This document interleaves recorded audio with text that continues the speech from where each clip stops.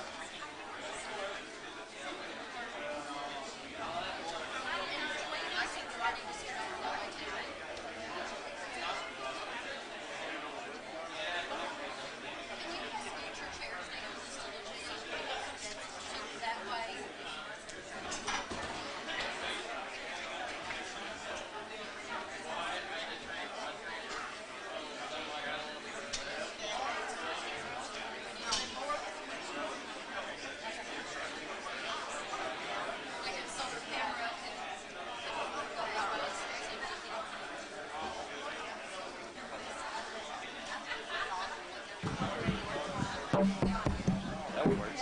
That's that. Green light. That's the power. That's green light. That patio that I wanted in the back. Oh, yeah.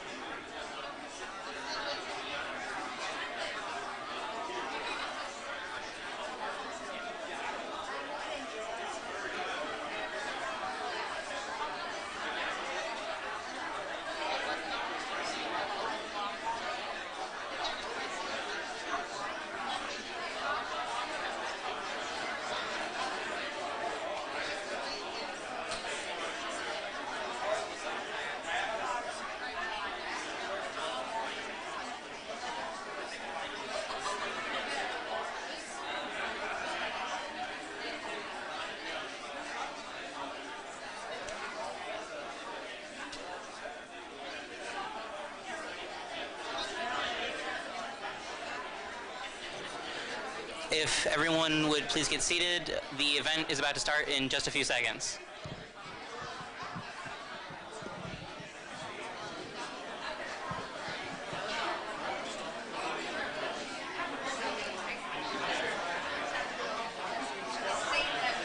Yep. If everyone would please get seated, the event is about to begin in just a few seconds. Okay. Oh, sure. I'm gonna give it a second for everyone to sit down.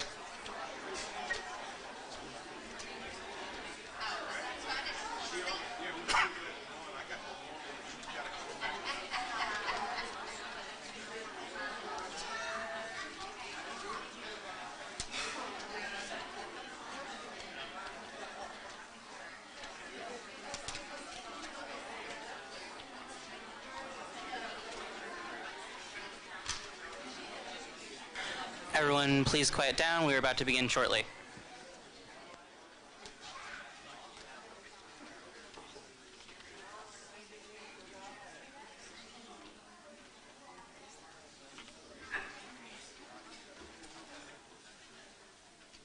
Hello and welcome to our 2022 Marshall County Primary Election Candidate Forum, hosted by the students in Mr. Carrick's AP U.S. Government class at Marshall County High School. Thank you to all the candidates in attendance today for being present and giving up your time to our forum. Thank you to everyone in attendance. We hope tonight provides a better opportunity in your decision making.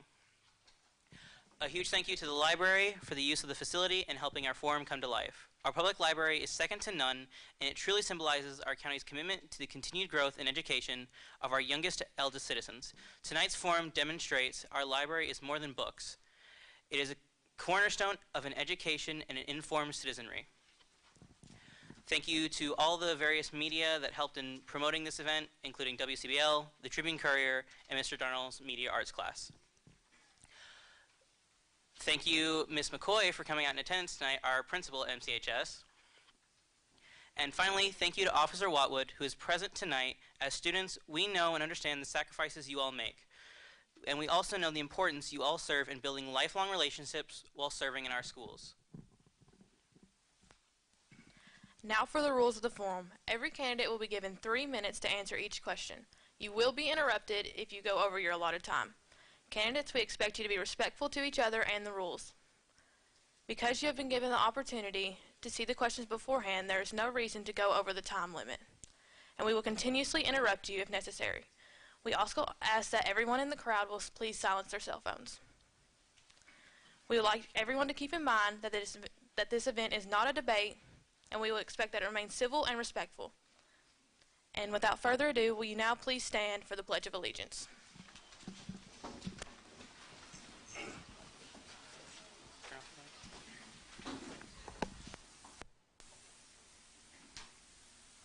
I pledge allegiance to the flag of the United States of America and to the republic for which it stands, one nation, under God, indivisible, with liberty and justice for all.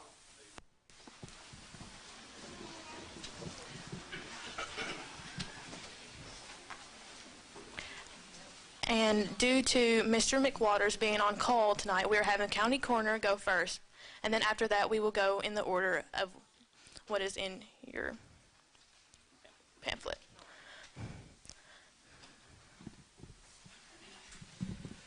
Candidates will begin with a 30-second introduction before each of you answer your first question. Okay.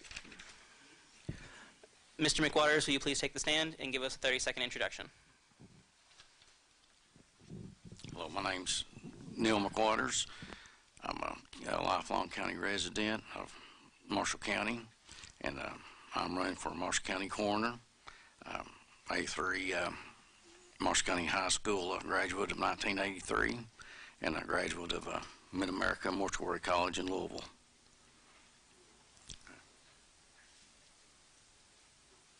On to the first question. Why are you running for this position? I would like to work for the people of Marshall County, the county that I've been a lifelong resident of. And I want to put my experience and expertise of more than 35 years of helping families when they face tragedy and loss of a loved one. I want to be Marshall County's full-time coroner.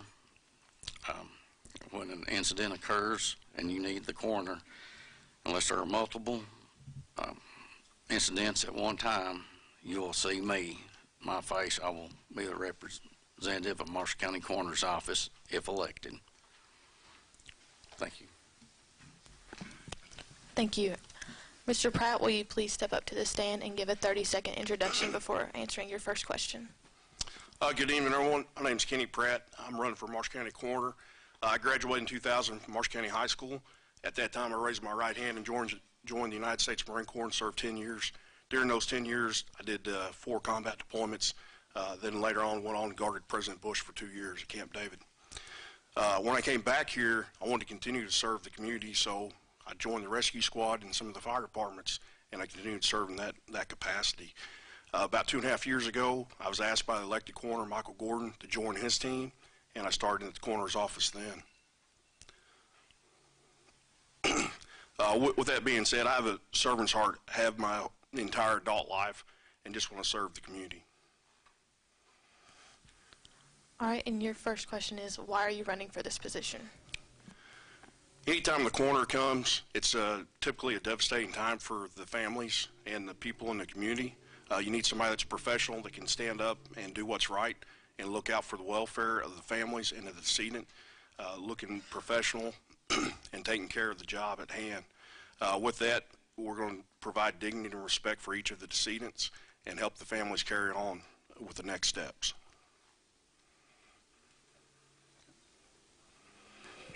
Thank you. Mr. McWaters, will you please take the stand? Okay, on to your second question. What education and experience do you have that qualifies you for being the county coroner? Well, I've been a licensed embalmer and a funeral director for over 35 years. I went to Mid-America Mortuary College up in Louisville and worked for the Jefferson County Coroner's Office years ago, and I've been affiliated with helping a lot of the surrounding county coroner's offices over 30-plus years. And I've had a lot of experience with dealing with situations like accidents and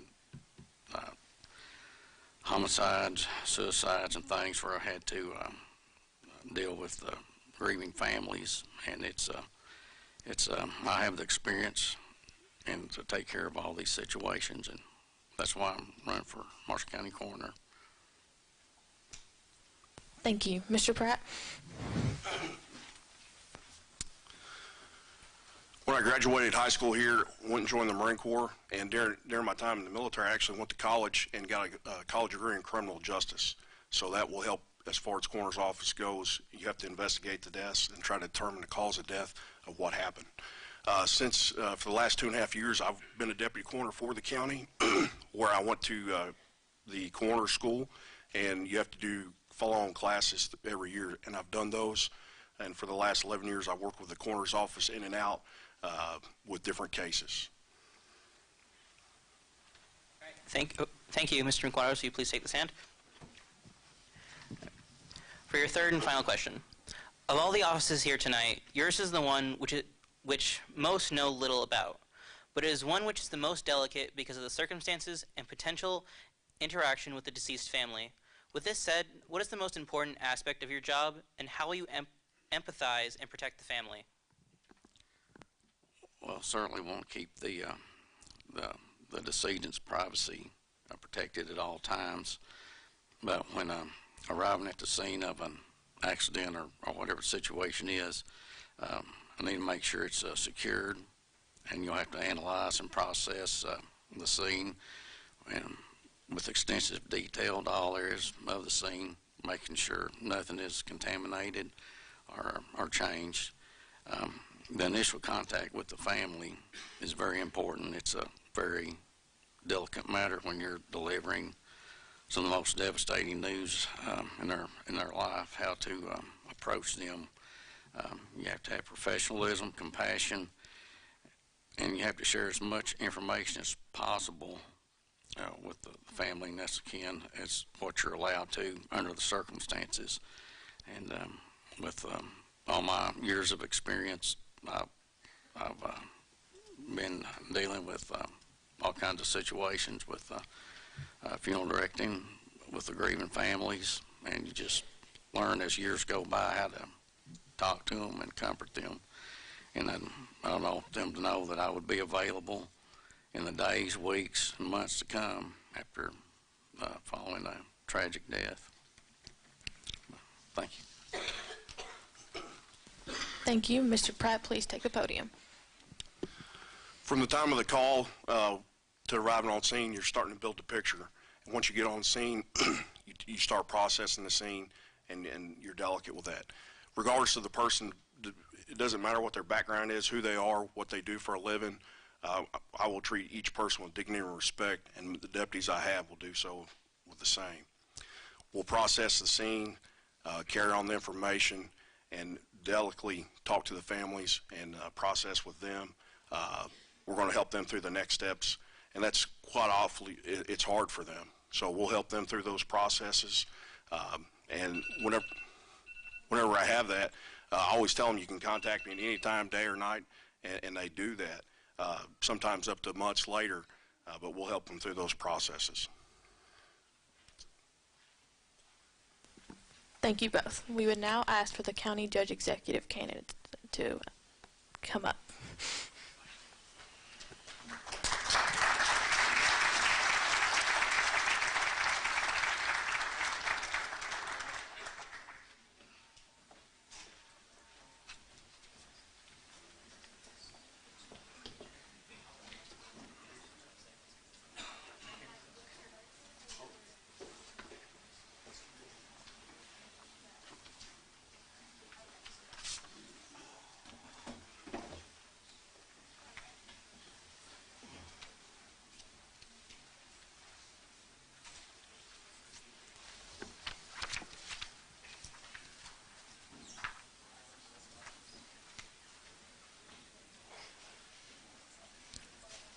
All right, Mr. Neal, would you please take the podium and give us a brief 30-second introduction? 30 seconds. I was here at the chamber, and I think I went a little bit over 30 seconds. So, Kevin Neal, I'm your current judge executive of Marshall County. I grew up here in Marshall County. Just like Kenny, after I graduated, went in the Marine Corps, did 20 years, and come home and retired out of Paducah Police Office, or Paducah Police Department, and decided to get into government. And 1 in 15, and I've been in office for 6 years. And I appreciate your vote come May 17th if you are a Republican. Thank you.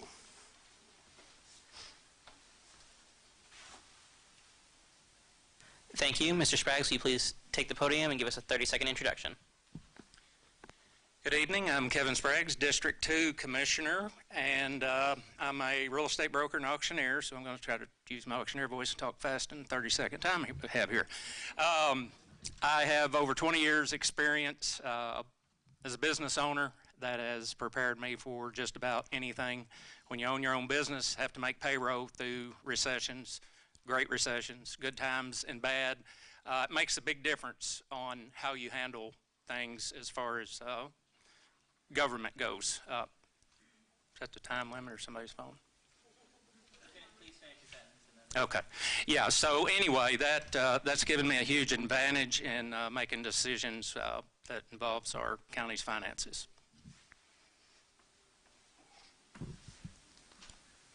Mr. Neal, will you please take the podium to answer your first question? Both of you have now served our physical court for some time now. What is one decision you made that you would change due to your current knowledge, experience afterwards, or any other reason? So under the Bevan administration, and I thought long and hard about this, one of the decisions that was brought to Marshall County was actually Ken Lake. The administration was actually wanting to see if Callaway County and Marshall County would like to merge together to actually take possession of Ken Lake. We all know it's 25 acres, 2,500 acres. In Callaway County, it lies in Callaway County as well. So, you know, the fiscal court, we discussed this. Kenny Imes, who sat 20 years up in Frankfort, is the judge executive in Callaway. We got together and we discussed this as well. We thought it would be a great idea, but when we started looking at some of the concerns that maybe Callaway County had, Marshall County had, it just didn't develop. So for me, one of the things I wished I would have done is be a little bit more aggressive in pushing that issue, because Ken Lake, 2,500 acres, to privatize that is a huge asset in our county. So obviously it's not just me, but I feel like I should have pushed that a little bit more, and that option still may be on the table.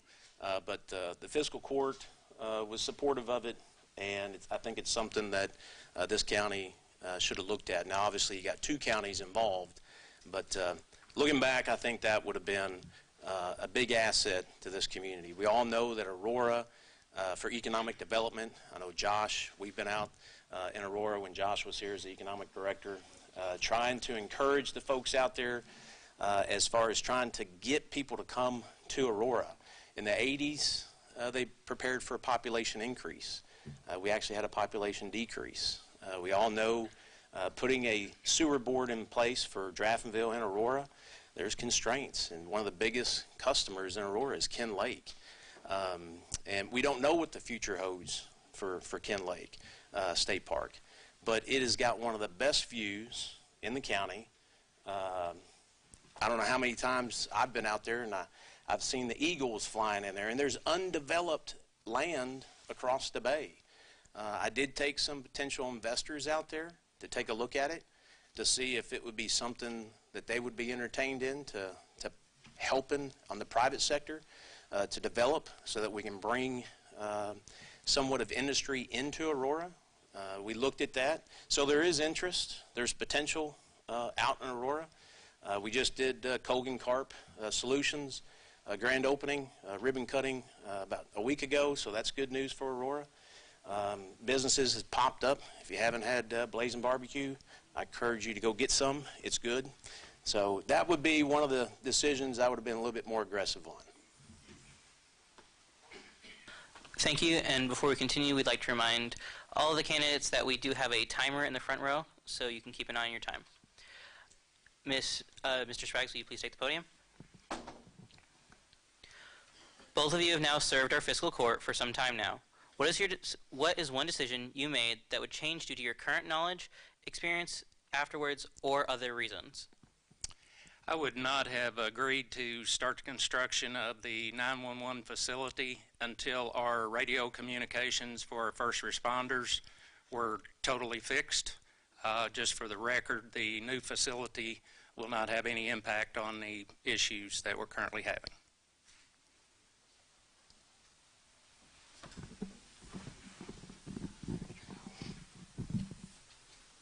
Mr. Neal, will you please take the podium?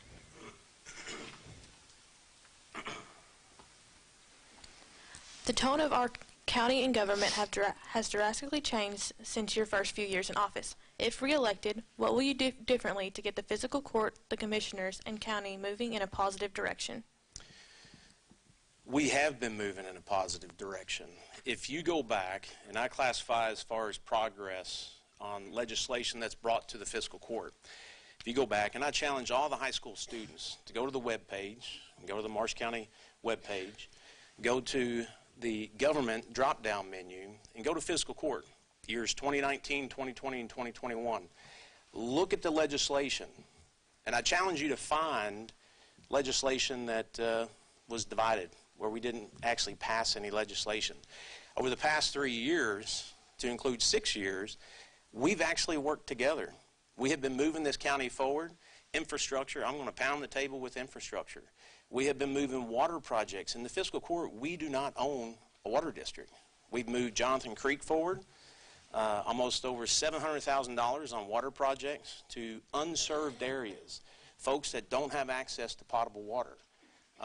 And that's something that the court collectively said, this is a good project, we're going to support it.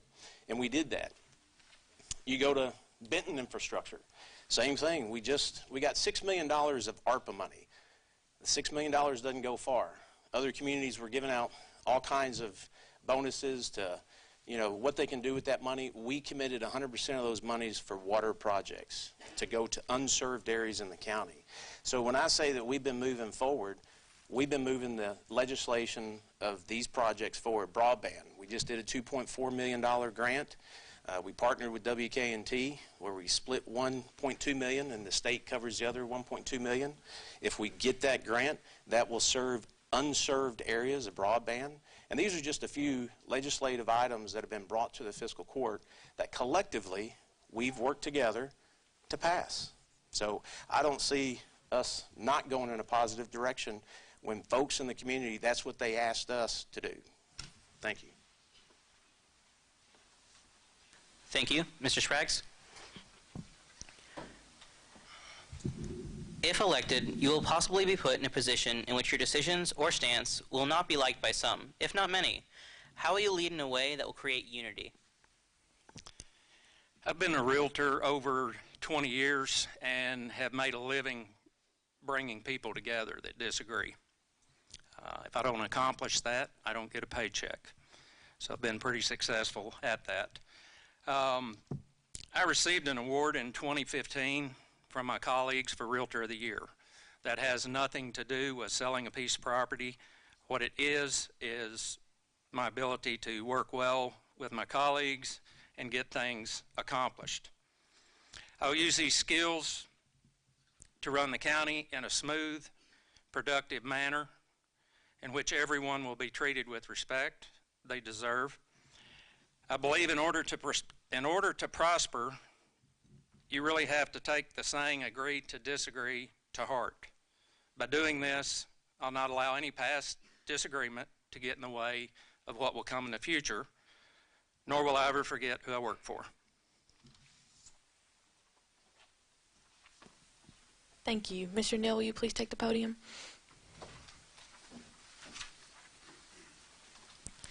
The fiscal court is ultimately responsible for managing and distributing the county's budget. However, the county judge executive is often viewed as the county-wide leader in many other areas. In a community that competes with surrounding larger markets, what are your specific plans for attracting new businesses, both large and small? I kind of hit on that earlier on the last question, infrastructure. When you start looking at companies, what they need, obviously we know labor force, but when it comes to the fiscal court, one thing that we can be impactful on is getting infrastructure, water, broadband, sewer, those types of things. If you look at Southwest 1, this is huge for our community. We finally have, outside of the Calvert City complex, Calvert City is a whole different complex in itself that attracts a whole different type of clientele and the businesses that are looking for that type of industry. We wanted to make a mid-size to small-size industrial park, and we wanted to put it in a place that could be beneficial and not compete or seem to be competing with Calvert City. And so Southwest 1 is huge for Marsh County. We've got Murray State right down the road, which is a 4-year degree, to have a segue right into the new companies that call that home. We had a local company that was looking to move at the same time that we were doing this for the county, and that company decided to stay here, and United Solutions is out there right now. They created 40 jobs. Infrastructure is extremely important when we start talking about bringing in companies, big or small. You start looking at where Southwest 1 is. You got Memphis, you got Louisville, the actual avenues to distributors to get their products out to other customers. We've heard a lot of announcements in the state of Kentucky. We feel confident that Southwest 1 is going to continue to grow. The court, another piece of legislation that was brought to the fiscal court for the Pad Ready site. I sat on and chaired PACRO out of Paducah. There was just a recent article that was put out in how PACRO, with the asset sales from USEC, those monies are funneled to 5 counties, and they're only for economic development and creating jobs and labor force. We put board members, we redid the board structure so that we can get the education of Murray State and West Kentucky on the board as well, because they help with the education programs for future labor force. So there's been a lot of collective work at the local level for a regional impact. And we sometimes think about Marshall County. We should be thinking about Marshall County. But how many of us actually travel to work? Quite a few of us in Marshall County. And we have a lot of people from other areas that come to our area to work. So regional projects. I was proud to be a part of the first initiative to throw a grant on the table for the airport project in Paducah. And look what it's done now. We got a new terminal. And I'll continue to be that type of leader. Thank you. Thank you. Mr. Spraggs, will you please take the podium? The fiscal court is ultimately responsible for managing and distributing the county's budget. However, the county judge executive is often viewed as the countywide leader in many other areas. In a community that competes with surrounding larger markets, what are your specific plans for attracting new businesses, both large and small? First of all, there needs to be a strategic plan for the county put in place that includes the cities, so we can work together towards common goals. Working together, we can accomplish great things. The negativity surrounding us needs to be eliminated immediately, and I am the man who can do that. If there's turmoil in a county, it is going to deter businesses from wanting to locate here. There needs to be an economic development director hired immediately with experience and a proven track record that will be under a board such as KLED. Most of the counties in the state of Kentucky operate in this manner. We haven't had one since late December, and that is unacceptable to me. This has to be a priority, #1 goal, to get someone in place for that job for all of our future and our kids.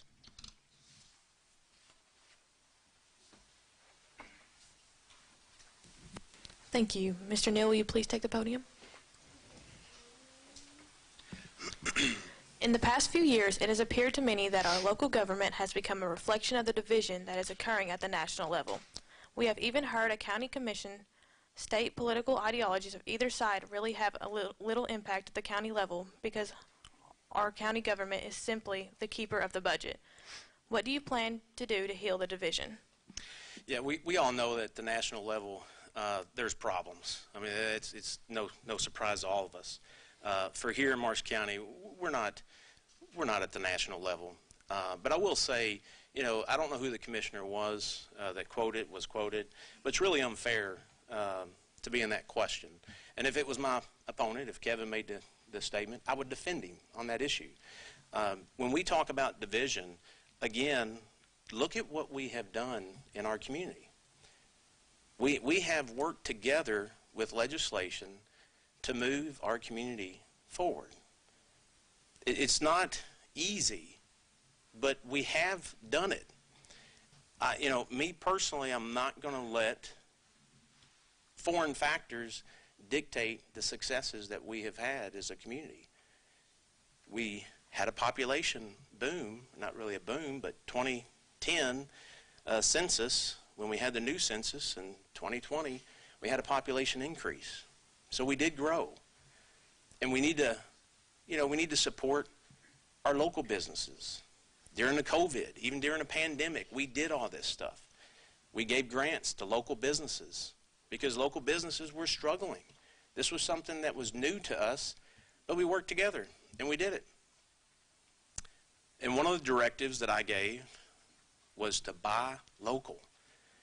During the COVID pandemic, businesses were truly struggling, folks. And I told my people, if we can buy local, buy local. And they did. So the representation of county government is what the community perceives. But again, I challenge you to go look at the legislation. Read the information that's in the minutes.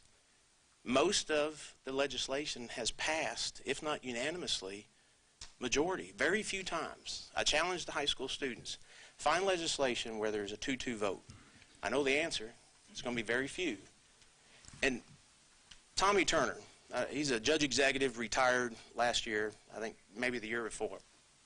He, in 2005, had to go pass legislation because of division. And division in Kentucky in fiscal courts is basically not getting legislation passed. As simple as bills, paying the bills. It's a 2-2 tie. And fiscal courts have to pay their bills. Legislation was passed in 2005 to remove that from the fiscal court so that those types of fiscal courts who can't get county government going are restricted. It's out of their hands as far as paying the bills. We have moved this county forward, and I will continue to bring that type of legislation to the fiscal court. Thank you.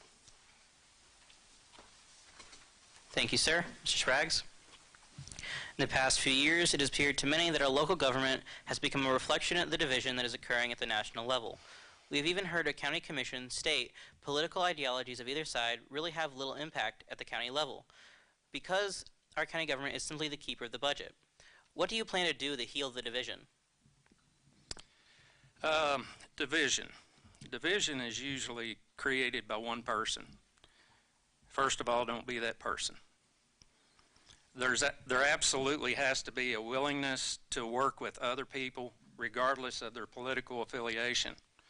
It's sad to see people can't work together to do what's in the best interest of our county. You'll never agree on everything, I promise you. If you do, there's something wrong.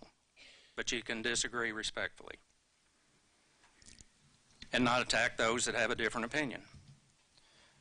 For example, if we have a motion and there's a second, let's call for discussion. Listen to and respect everyone's opinion, vote, and move on. Attacking someone for their opinion is unacceptable to me and will not be tolerated if I am judge executive.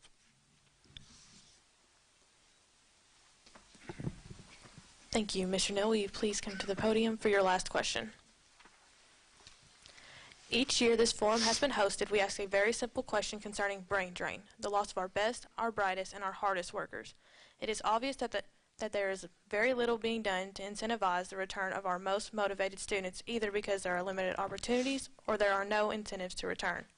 What will you specifically do to bring us back?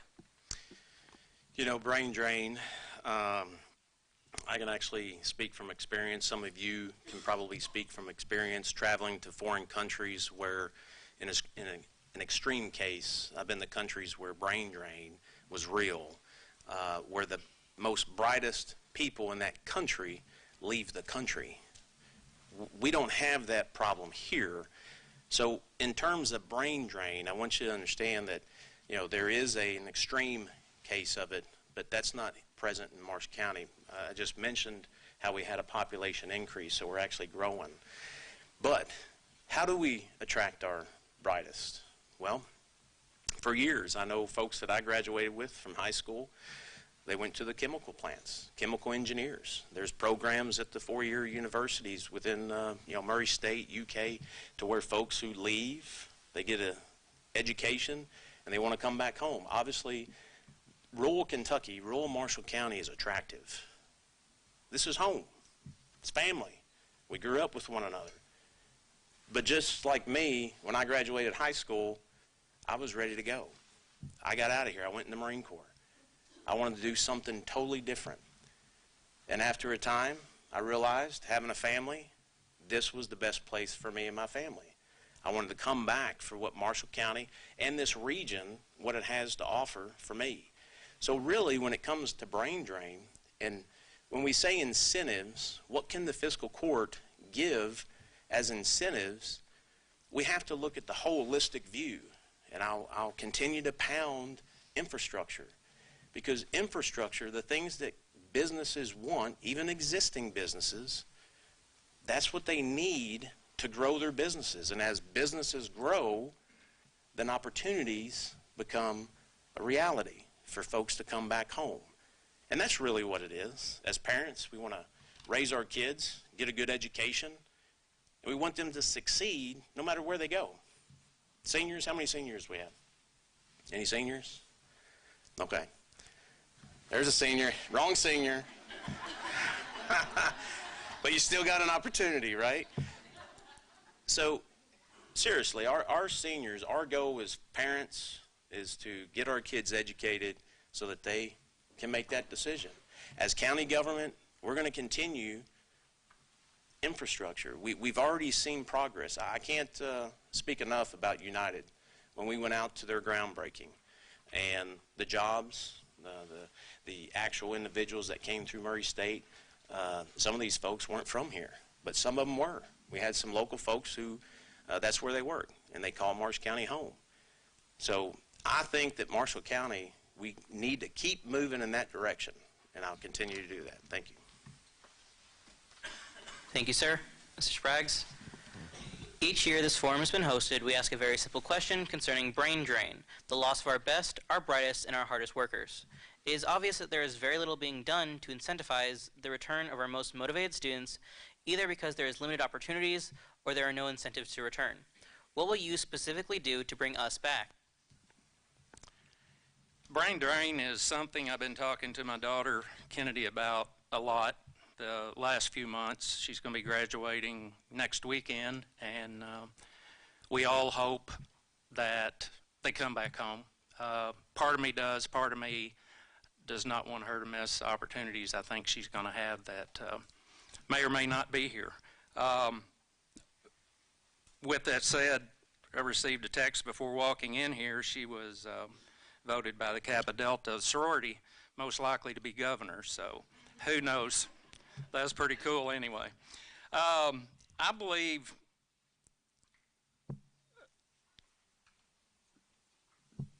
I can sum up what I think can be done to incentivize return. I mean, we've obviously got to have new businesses, and degrees are changing. We have kids getting a lot of different degrees, and we have to be realistic about that. Some of those degrees they'll come out of school with, there may never be an opportunity here in Marshall County for that, and we have to accept that. But we have to do all we can to make sure there are good jobs here. We need also to grow the county in a direction that allows incentives to return, not only to be here, but to be known about. We must have good working relationships with our mayors, elected officials, local, state officials, and neighboring counties as well to create those jobs. We need internship opportunities.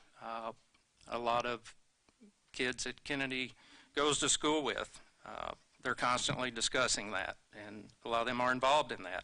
It's great opportunities. It's a good opportunity for employers to get a feel for a potential employee. Marshall County has so much to offer, but if we don't watch it slowly slipping away. We have to stay on top of that and turn that around before it's too late. Thank you. Thank you both. We'd like to now call up the jailers.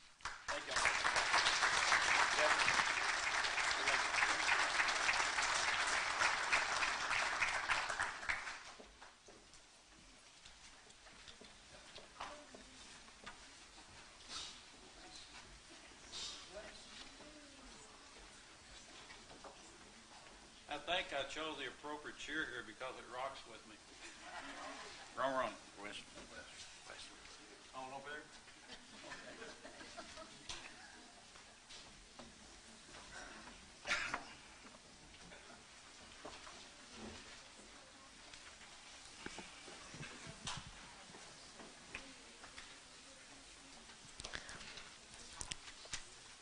Mr. Byers, will you please take the podium and give a brief 30-second introduction?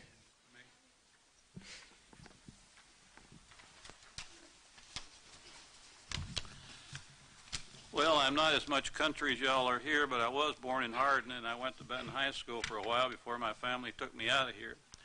But since I have returned here, I have spent 19 years being a Gideon here in Marshall County. I spent 10 years being chaplain over at the hospital, and I spent quite a few years having the programs in the Marshall County Detention Center until there was a time when they were no longer in the thing. I also have co-authored a course in inmate mental processes that was awarded the 2013 Governor's Award as the best program in the DOC. And that's quite an accomplishment. When we were called back into the prison system, we were the first one called back, and we were the first ones to have 2-year waiting period as soon as we returned within 6 months. Mr. Byers, your time is up. Will you please finish your sentence?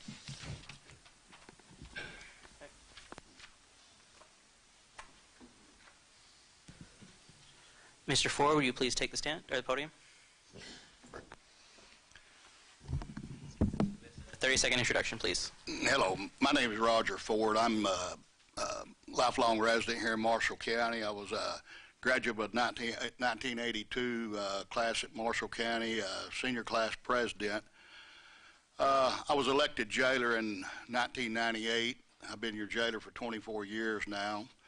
I was elected Jailer of the Year in 2017, and that's a really proud honor I've had, and actually I've been nominated for Jailer of the Year this year. 30 seconds flies by.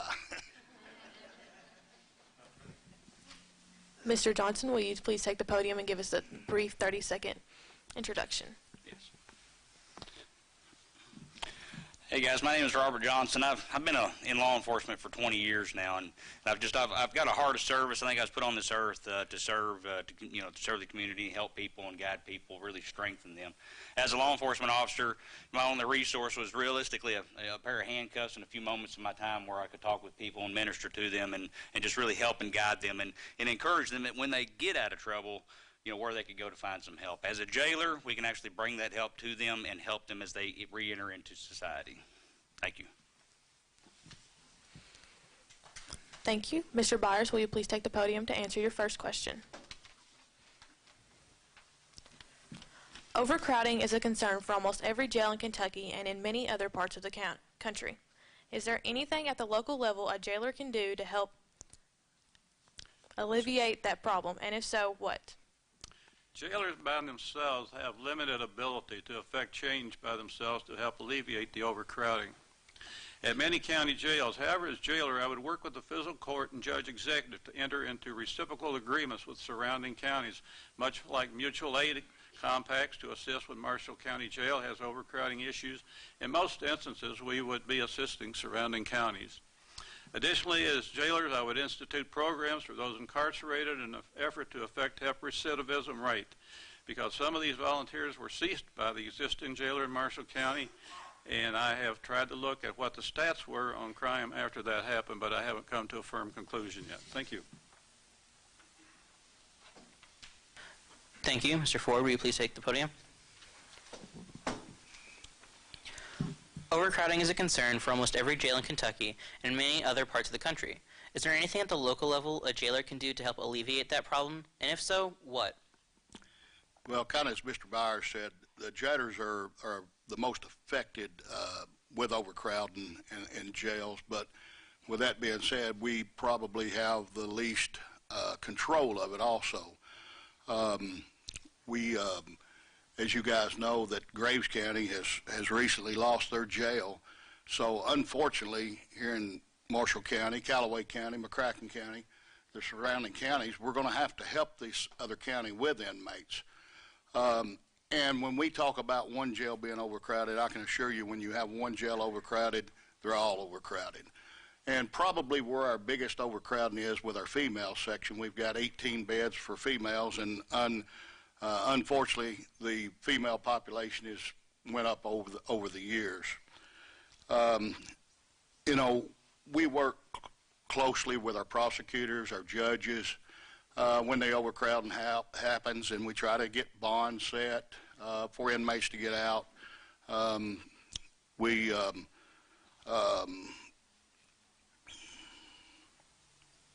We do have the administrative release program now that come in effect, I don't know, 4 or 5 years ago that has helped quite a bit.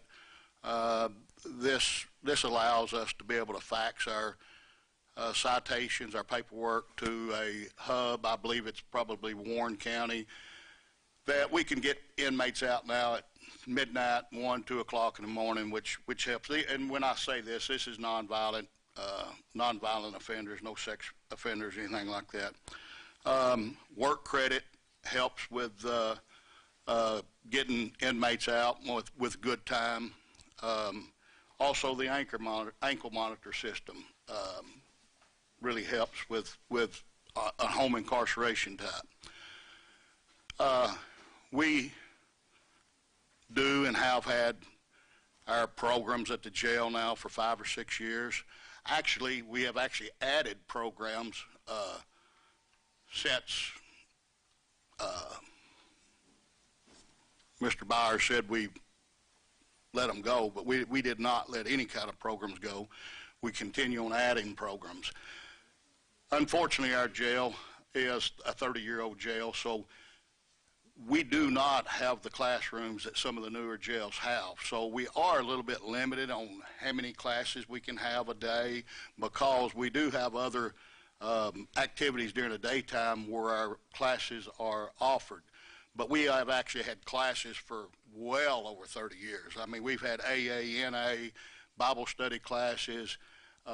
We actually had Malachi Dads coming in right before the COVID hit, and unfortunately we don't have it going back yet, but we got a great program, vocational program. We're starting with McCracken County this week. Mr. Johnson?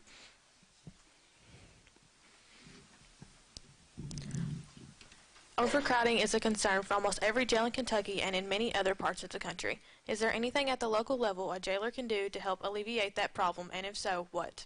Sure.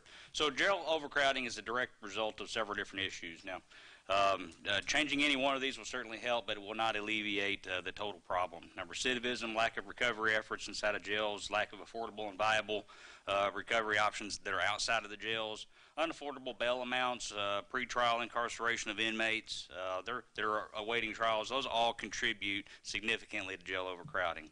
Now, incarceration alone does not do anything to your crime rate. You have to understand that. Correctional rehabilitation, however, can lower it by 10%, and that's a big plus for us. Now, when you add in reentry partnerships, you can almost guarantee a definite reduction in jail overcrowding, because they're not going to repeat offend and not come back. So whenever you implement all that, you're looking at a 43% reduction in reoffending, which is awesome. Another big number to think about is Kentucky incarcerates nearly 41,000 people. That's a big number. It's so big that we're the 7th largest in the world as far as incarceration. Approximately 13,000 of those are in local county jails. As your jailer, the best effort that I could put forward is to grow the jail facility and make room to expand on programs and create partnerships outside. We need to make as many life improvement resources available to inmates on the inside as well as on the outside. This includes education, behavioral counseling, faith-based programs, state-based initiatives, and even get families involved if at all possible. We need to expand on community service programs that provide inmate workers for local governments, for the parks departments. We need to fill the needs of nonprofits, and a lot of that stuff is going on, but we really need to grow on that. And we need to beautify this county. We get lots of complaints about trash on the side of the road still, so we need to work on that. So we should be partnered with short-term and long-term care facilities. We need to prepare inmates for their reentry into society and give them viable options for accountability upon release. We also need second chance employers to get on board. I've already got 2 employers that are willing to take on second chance inmates that are coming out into the world from incarceration. Callaway County, their recovery centers say they've got an excess of 20 employers that take on those people. McCracken County has got at least 5 second chance employers from their trade centers. I think it's wonderful. We need to partner with these facilities, and we're doing that. I'm glad to see that we're doing that. Working together as a whole community is how we're going to help alleviate some of the overcrowding population, and I believe that we can do that. And as jailer, I'll certainly work towards it. Thank you. Thank you. Mr. Byers, will you please take the podium for your second question?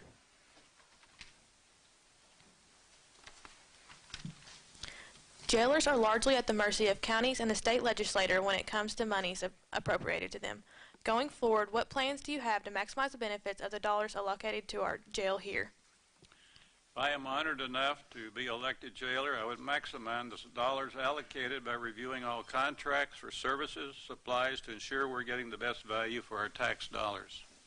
I would also look for other revenue streams to help offset shortcomings by engaging to contracts to fill used jail beds from local, county, state, and federal partners. That includes U.S. Marshal Service, DHS, and other governmental federal agencies.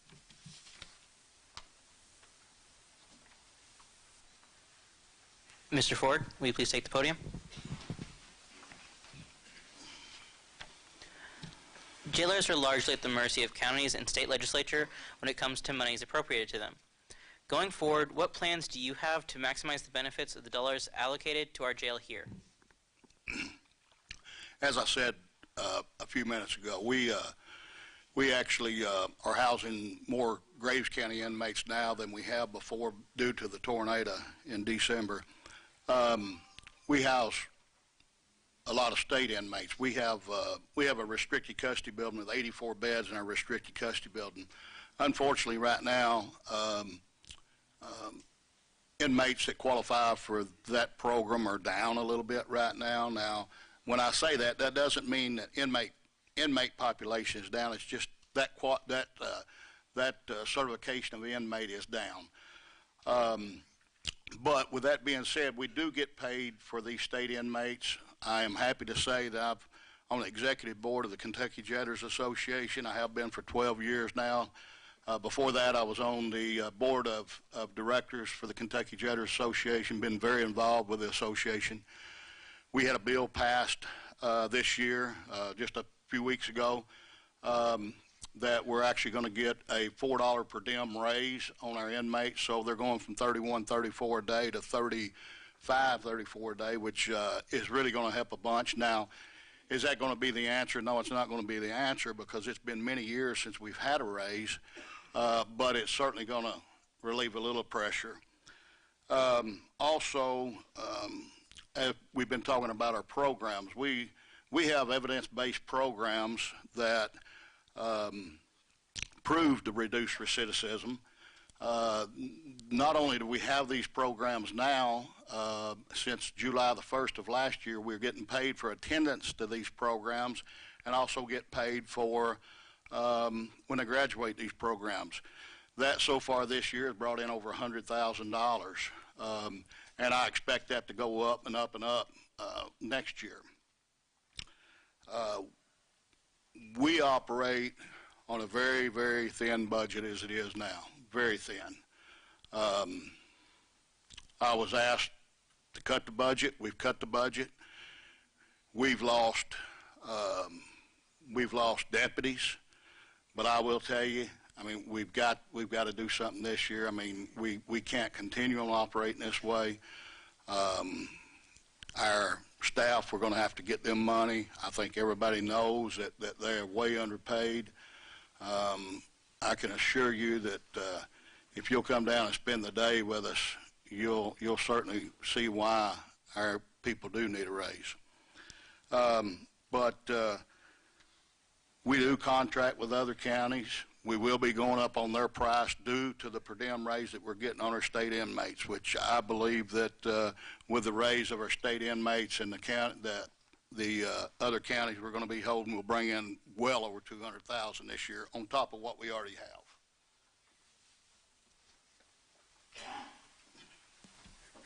Mr. Johnson? Jailers are largely at the mercy of counties and the state legislature when it comes to monies appropriated to them. Going forward, what plans do you have to maximize the benefits of the dollars allocated to our jail here? So the Marshall County Jail is largely subsidized by taxpayer dollars. The average operating budget is around $2.5 million. Seems like a lot, but operating a jail, it's not really that much. The jail budget's about $1.8 million in salaries, insurance, as well as retirement, and about $500,000 is spent on food and medical care. There's around $122,000 for stuff like maintenance, cleaning, gas, and training, stuff of that nature. The jail receives back from the state and other agencies in the form of receipts. They get approximately $1.3 million, which comes back into the facility, which Mr. Ford was talking about. That's part of it. And this is in the form of the state fees, state medical reimbursements, and other county contracts, weekend payments, and also phone commissions. The biggest receipt on this is going to be about $1 million. I've seen it as low as $750,000 on state inmate housing. Now, the state pays the county jails that house state inmates a per diem rate of $31.34 a head. Now, the Kentucky legislature did just pass on April the 13th the $4 an hour or $4 a head increase. However, it costs about $44 a day to house an inmate, so we're still under. We still need to go fight, and we still need to go to bat on that. Now, moving forward, I intend to scrutinize every penny spent and every penny received. I will root out any wasteful spending and create a budget that is fair to the taxpayers while delivering the biggest bang for the buck. And that's an absolute. We have to do that. I will go to fiscal court, and we will fight for dollars for salaries. We will fight for monies for programs, and we're not going to take no for an answer. We're going to make it happen, and I think we can. I will also seek grant monies for the facility and also other programs. We will apply for construction grants to create space, upgrade the facility, and meet the needs of the overall jail operations. I'll seek grants like the Residential Substance Abuse Treatment, the RSAT grant, or the Edward Byrne Memorial Grant. We'll look at that as well, and maybe even the Jail to Job Grant. These are all wonderful things that can help with this incarceration. Another resource that many don't know about is in 2020, Congress lifted the restrictions on Pell Grants so that all incarcerated inmates can actually access Pell Grant funds for further education. So that's all wonderful. Additionally, I will use every nonprofit community service that we have here in Marshall County, such as ministry, with recovery courses, any family or emotional counseling services that they may offer, and any other services provided at no cost. Equally rewarding is inmates and them giving back, letting them get out in the community and do some work. We're going to create some kind of a workforce for community, a community workforce for the inmates so that they're able to give back and feel good about themselves. And I think that's one of the most important things that we need to do is just really expand on all of that. And again, I thank you. Thank you. Mr. Byers, will you please come to the podium for your final question? For the last couple of years, there has been a nationwide debate about bail reform. If you could wave a magic wand and make one or more changes to the bail system in Kentucky, what would it be? Well, bail is an interdiction in somebody's life. When certain conditions are met, because we as a county and state have allowed ourselves to become an enforcement state. One of the things we need to be doing is to look at people and what is happening and what's going on with it all. I'll give you an example of what happened a number of years ago here. A woman was released from Marshall County Detention Center. She had no transportation home that day. She started walking home, stopped in Draftonville Dairy Queen, and asked for water, and she's told to leave because she was loitering. She walked out to the parkway. A motorist called about a person walking on the parkway. She was picked up by the sheriff's office and rebooked in jail on a new charge. What would have been a compassionate thing for our county to have done? Take her home. Because have come to the point now where we expect the police department and everybody else at the jail to all take care of all the bodies of everybody's life that's going on in here. We need to have. We currently expect enforcement to solve the problems, and it's not going to happen. Enforcement will never solve the emotional, relational, and spiritual problems people have. In all of this, I'm not saying that people should not be appropriately punished.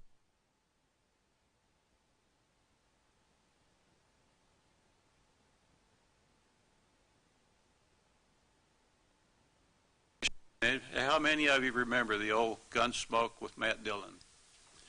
Matt Dillon, if you watched him, if somebody was drunk and was trying to fight with him, he wouldn't take it seriously and he wouldn't put him in jail. But if somebody came and they wanted to do him harm and they meant to do him harm, he thrashed them very well and put them in jail. That's the difference in having a little compassion with people and trying to be enforcement on everything.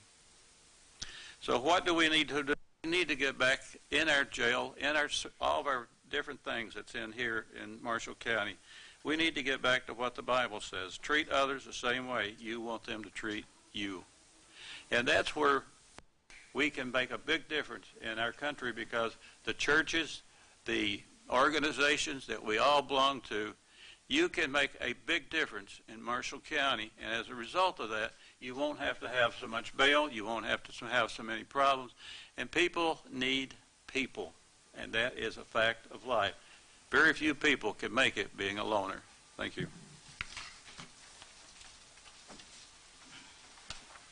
Mr. Ford? For the last couple of years, there's been a nationwide debate about bail reform. If you could wave a magic wand and make one or more changes to the bail system in Kentucky, what would it be? Well, a magic wand would definitely be great for a lot of different things, that's for sure. Bail reform is something that's been going on for quite some time now, and I see the judge back here. I don't know what the answer is. I mean, what we might think is the answer, the next person might think that we're absolutely nuts for saying it. But right now, there is, over the past few years, and when I say this is for misdemeanors, there is a bail credit now where an inmate gets $100 a day for bail credit. In other words, if their bail's $1,000 cash, 10 days, they can get on bail credit. They also have a jail credit for fines and costs that might not be paid, and that is $50 a day towards your fines and costs. If you work them inside the jail, if they do community service, then they actually get $100 a day. Or they can get $12.50 an hour. In other words, if you've got a bond that's $125, you know, you work 1 day and 2 hours and you can get out, or that takes care of your fines and cost. You know, there's lots of talk about no money bonds. You know, in other words, if we've got a rich man here and we got a poor man here and they're in the same charges, then they should have the same bond, which would be a no bond. And you know, when you look at this, then you look back at their criminal history. But if they have committed the same charge and it's misdemeanors, then I feel like they probably both should get out for the same thing. Which, you know, if it's a misdemeanor, and I mean possibly a no bond.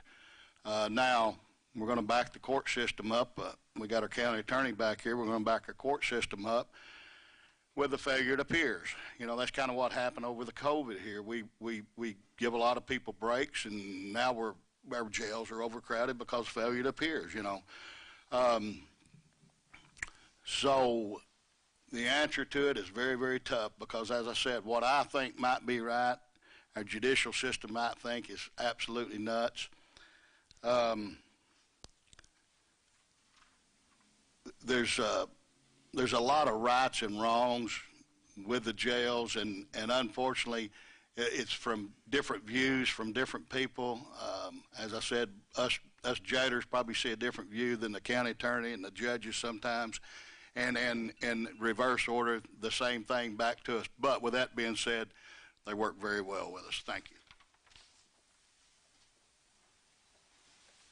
Mr. Johnson? For the last couple years, there has been a nationwide debate about bail reform. If you could wave a magic wand and make one or more changes to the bail system in Kentucky, what would it be? So, in 2011, House Bill 463 was passed. Now, this bill was designed as a jail reform bill by reducing jail populations through evidence-based programs, reduced drug penalties, and also increased monies to be allocated that promote public safety. Now, despite these efforts, Kentucky has risen, like I said, to be the seventh highest in incarceration rates in the world. So since then, they've passed several other legislation laws that incarcerate even more people. So Kentucky legislators should be crossing party aisles in a bipartisan jail and bail reform bills that actually do work.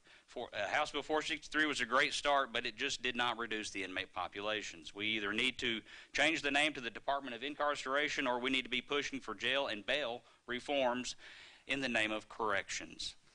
I do not advocate for soft on crime punishment, and I never will. If you do the crime, you should do the time. We should never limit ourselves, however, to the efforts that we offer the inmates there as well. It should be across the board and fair. All inmates should be given equal opportunity to better themselves. Bail is a contributing factor to jail overcrowding. Nonviolent inmates are being held awaiting trial with little to no access to attorneys, bail monies, or any restorative programs because they haven't been classified. They can't screen into those programs. Drug addicts are being held without the opportunity for treatment facilities or recovery efforts. Trial dates are prolonged for months, thus forcing, and this is terrible, thus forcing state inmates to be in the overcrowded county side of the jails. Because they're waiting for that state classification. And it also forces inmates to take plea deals just to get through the process. And I've seen that, and it's sad. If I could wave a magic wand, bail reform would be in the form of expanded pretrial release with required and enforced stipulations like treatment facilities, employment requirements, as well as rehabilitative services. I would like to see a division created from the pretrial department that electronically monitors all offenders that are released on bail and monitors also all of the things they're supposed to be doing to ensure that they are following proper guidelines. This way, nonviolent inmates could have access to work, access to restorative programs, to their attorneys, and be contributing members of society. Through these correctional efforts, we will reduce recidivism and therefore reduce the overcrowding in our jails. Investing in inmate corrections and investing in bail reform and will reduce jail spending and also increase tax-based services and revenues in the form of payroll and in the form of sale tax. And again, I thank you. Thank you all. We now ask for the candidates for County Commissioner District 1 to come up.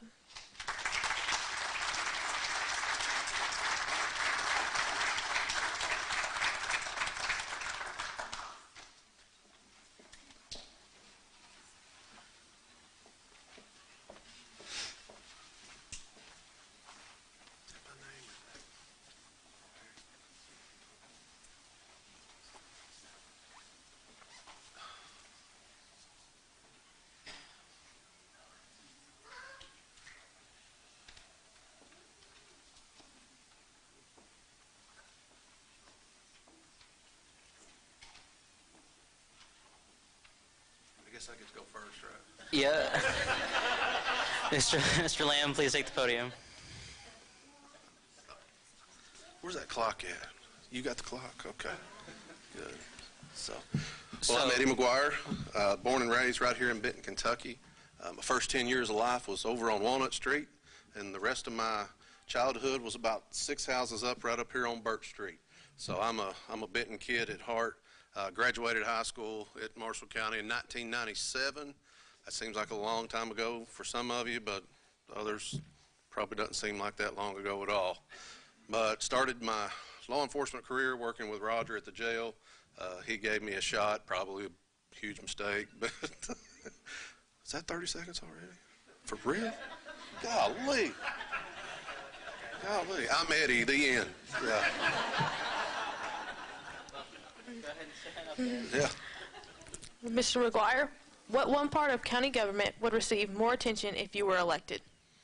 Well, this was an easy one for me. Obviously, you guys know I've been the sheriff for the last 3.5 years, and kind of going back on what some of the judges' questions were, the reason people want to come back home here so much is because they feel safe. And public safety would be my #1 priority as far as from a budgeting standpoint, from a fiscal court standpoint, the jail, 911, and the sheriff's office. You know, I've worked really, really hard to go from, I think we had 5 school resource officers when I took office, and we're up to 11. And you all know how hard it was to get to that 11. We won't go into that too much. But public safety would be #1. And then we would go on into the infrastructure. We got over 500 people, 500 residents in Marshall County without potable water, and I've heard from a bunch of them on the campaign trail, and we'll talk about that a little more in a minute. So. What do you see as the most pressing needs for infrastructure or capital projects in the county? Well, our #1 most pressing need is radio communications for our emergency responders. Hopefully, we can get that done within the first 90 days if I'm elected to take office. Secondly, we go back to the jail. You know, you're in a pretty serious situation at the jail with a boiler system, the mechanics of it.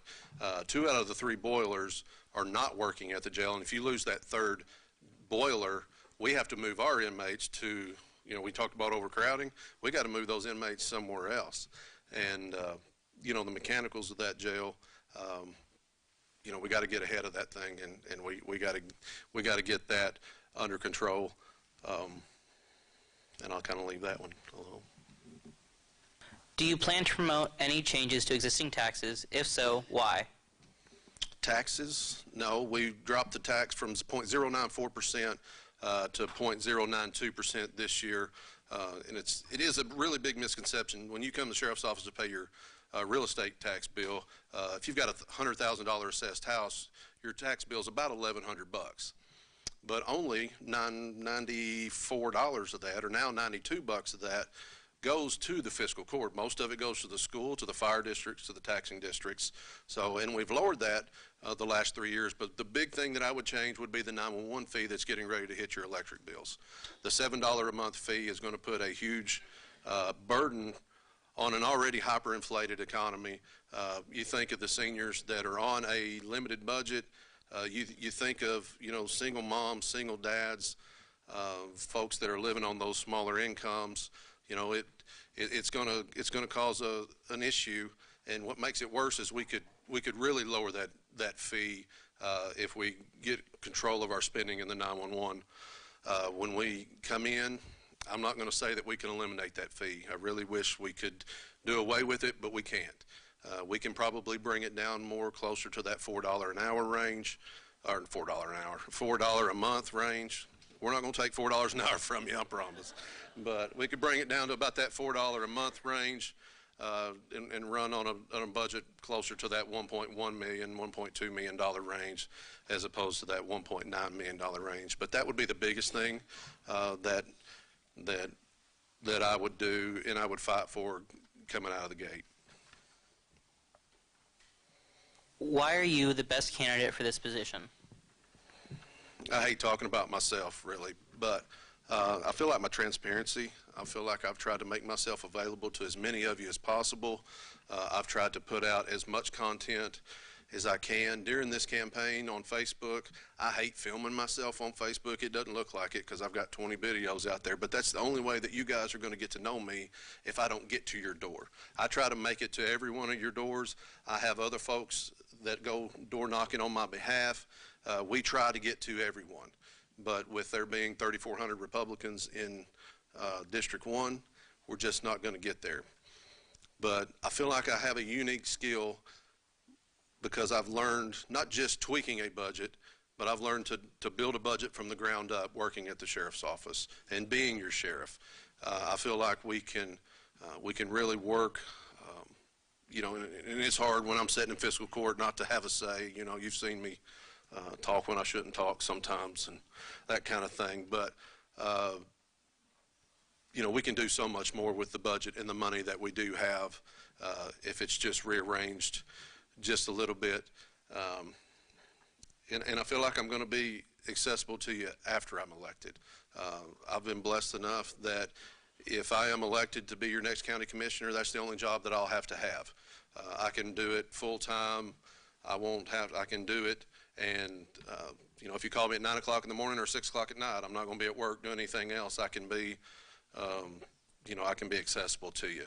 So I believe that's kind of what makes me uniquely qualified. Thank you. Now we're going to call up the county commissioners for District 2. Be grateful for y'all's vote.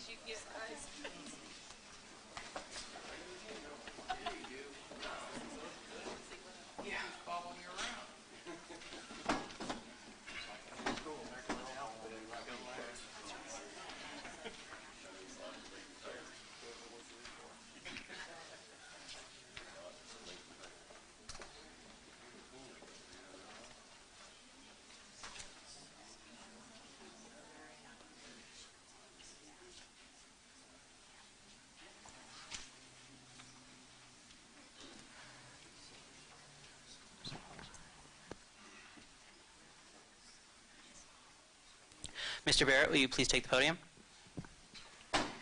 and give us a brief 30-second introduction before your first question? My name's Marty Barrett. I'm a 1987 graduate of Marshall County High School, so I'm a little older than Eddie. Born and raised here, been here all my life, never wanted to go anywhere else. I love this place and don't have no intention to go anywhere else. That's the reason I'm running, is I want to help serve my community and do what I can to make things better. Thank you. How you going? First question, or you going to let everybody introduce yourself? Sorry, yeah. It don't matter which way you want to do it. First question, what one part of county government would receive more attention if you were elected?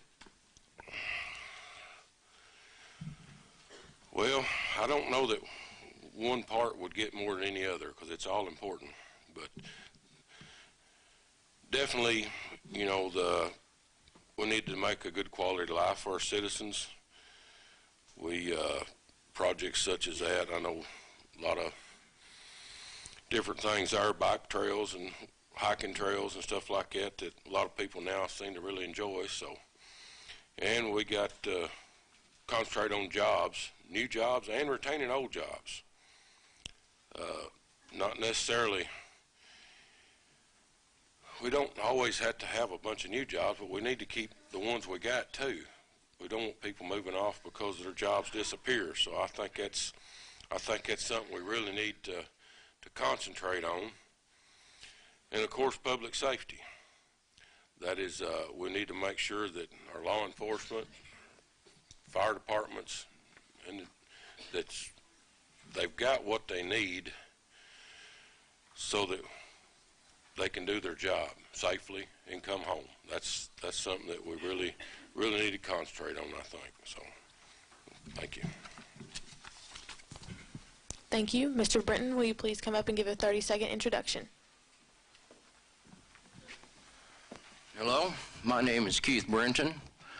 I'm one of the owners of the beer garden. I've been in business since I was 20 years old. I am very successful. I've been a self-made millionaire since I was 43. I choose to be in Marshall County. I wasn't born here. I can live anywhere in this country I want to be, and I've seen most of it. I love this county. That's why I'm here. I put my money here.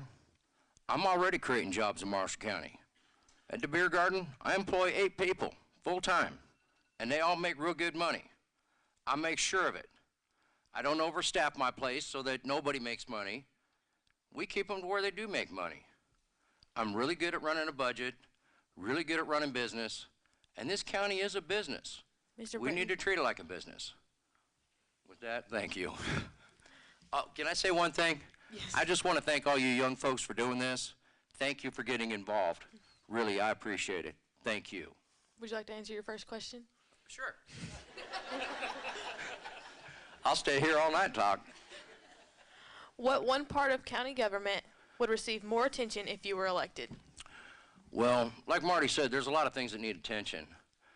But I think the thing that can help us the most, let's capitalize on tourism. We've got this awesome lake right here. That'll create so many jobs, but we're not doing anything with it. In fact, we're kind of letting the lake go down.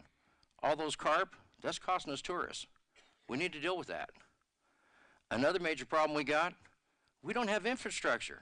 How are we ever going to get an Applebee's if we don't even have city sewage? They're not going to come here. They won't even consider it. We have to expand that. There's a few things that need attention here. And we got to get on it or we're going to get left behind. That's the truth. Next. It's you, or you, ma'am.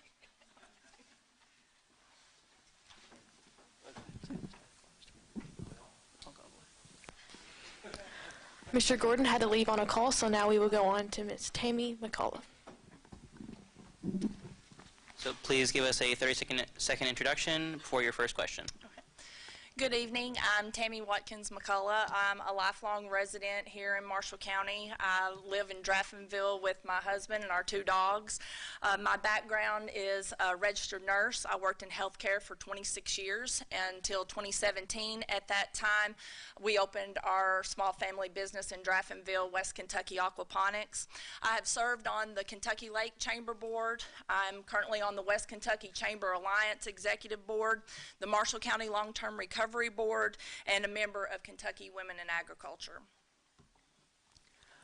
What one part of county government would receive more attention if you were elected? If I'm elected commissioner, one part of county government would not receive more attention than any other part. I consider all parts of county government important. In my nursing career, this would have been termed triage. You care for the patient with the greatest needs first. So as commissioner, my decisions would be based on needs versus wants, and then those needs would be prioritized with the greatest need at the top.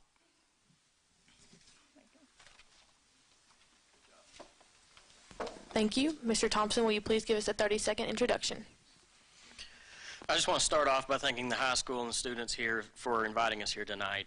My name is Dustin Thompson. I'm running for Commissioner in District 2 for Marshall County. Communication and willingness to work together for the benefit of all Marshall County citizens are cornerstones of my campaign. A strong work ethic and willingness to get my hands dirty shoulder to shoulder with those that would allow me to represent them will hopefully carry me through this election and beyond. I will bring a strong dose of common sense to the office and experience from a career in problem solving and never giving up until the task is done. Mr. Thompson, what one part of county government would receive more attention if you were elected? We have to make sure that we're maintaining a fiscally conservative court that is responsible with our tax money.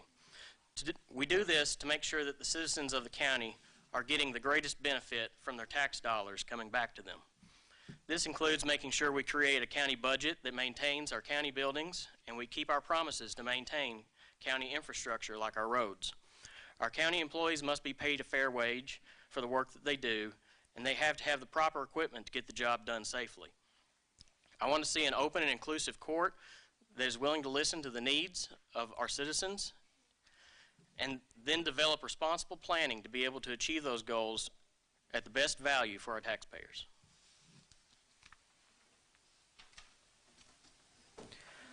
Thank you. Ms. Yates, will you please come to the podium and give us a 30-second introduction before your first question? Good evening. My name is Rachel Yates. I will just go ahead and put it out there. I am not a lifelong resident of Marshall County.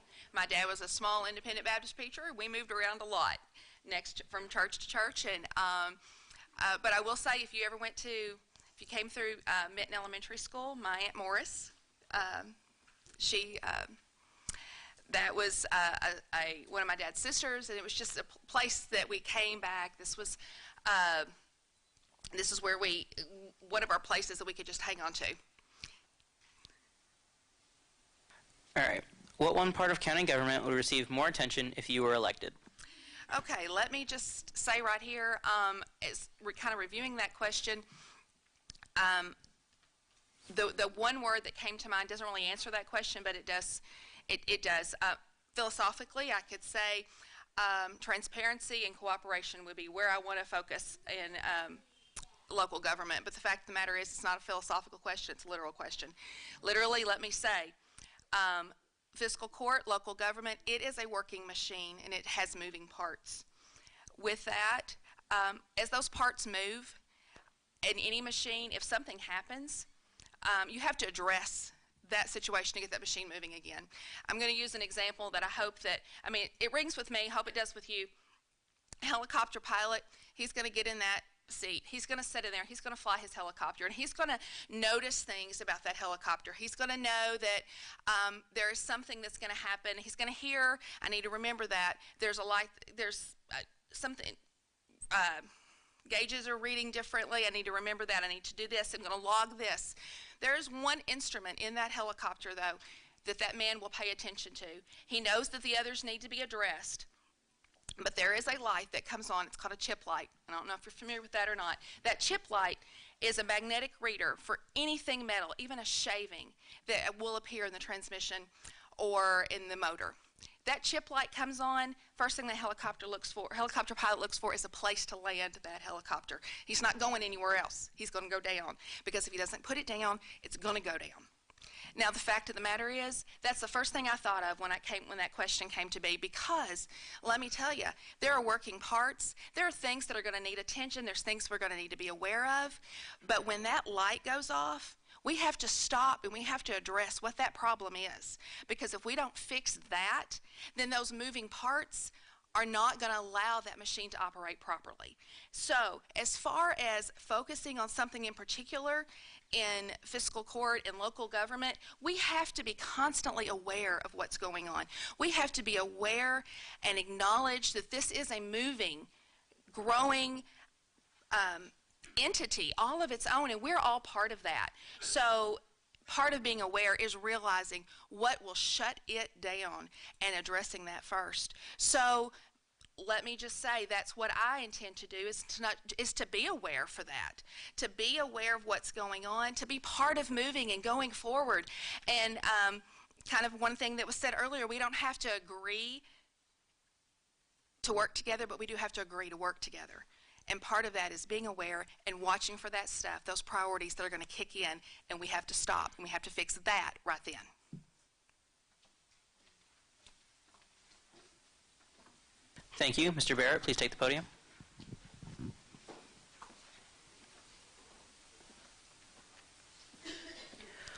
What do you see as the most pressing needs for infrastructure or capital projects in the county? Well, of course, it's been addressed earlier tonight too, but you know, we got water, sewer, we got internet issues, roads, bridges, culverts. You know, there's lots of aging roads and bridges that we need to look at and try to get took care of, stay on top of. If you don't stay on top of that stuff, it'll end up catching up to you faster than you realize. And we have a lot of county roads that we don't know if they're county roads or whether they're private roads. So I think that's something that needs to be addressed. If I was to get elected, I want to try to make that one of my issues, to try to figure out exactly what roads we do own and what we don't, so we can better serve the community with our tax dollars on what we take care of. Thank you. Mr. Britton?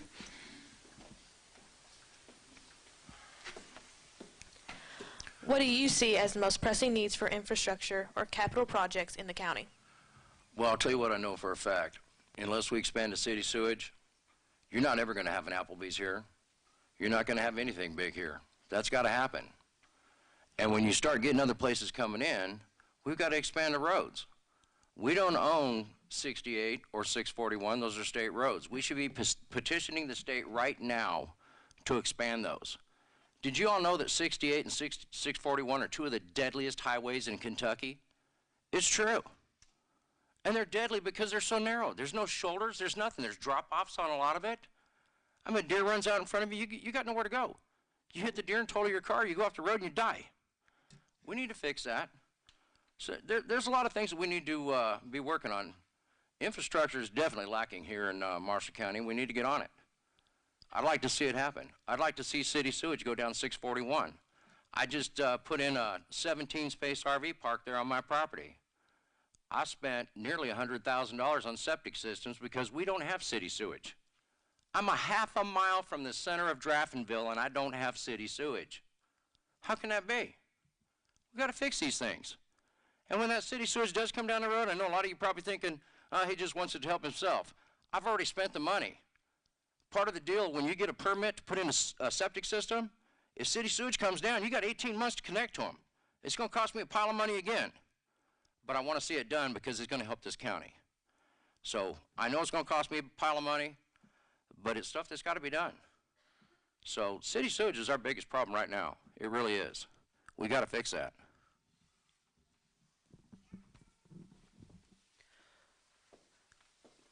Okay. Thank you.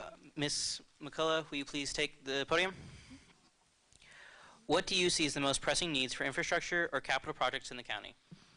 Well, I'm going to echo what everyone else has said tonight, but the reason being is because when I've been out door knocking, this is what we hear. So the most pressing needs for infrastructure are potable water for all residents, internet and sewage expansion.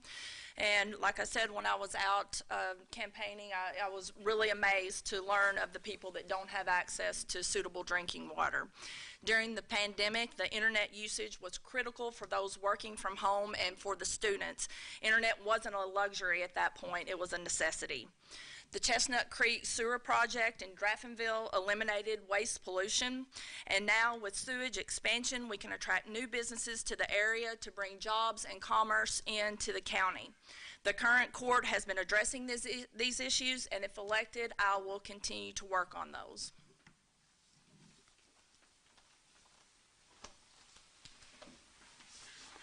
Thank you. Mr. Thompson, what do you see as the most pressing needs for infrastructure or capital projects in the county? We live in a strong and growing community. To bolster this growth, we have to be able to attract people and businesses that want to live and work with us. To do that, we have to be able to continue work to provide potable water to every citizen in this county that wants it. I will support continued water system expansion projects that will make sure clean municipal water is available to support growth in our rural areas. Also, broadband internet is a cornerstone of modern business, and it takes a role in every one of our lives. To be able to attract new businesses and facilitate expansion of the current ones, we have to have a stable and available high-speed internet service in our county that meets the needs of those that would look to us as a viable place to grow. Our jail is in need of repairs that have been put off for too long. The facility is a necessary part of our law enforcement system, and as it stands, is operating only one of 3 boilers that have been in service since the building was built 30 years ago. To allow our county assets to degrade and fall into disrepair is unacceptable, and I intend to make sure that the budget reflects a strong maintenance and repair plan for all county facilities that have been neglected. Thank you. Mrs. Yates? What do you see as the most pressing needs for infrastructure or capital projects in the county? There's something to be said about going last. Every question. I can definitely repeat the fact that water, of course, is an issue. Sewage is an issue. Internet is an issue. But let me add to that, even prior to the tornado, but especially since the tornado, we can add to those things such as roadways.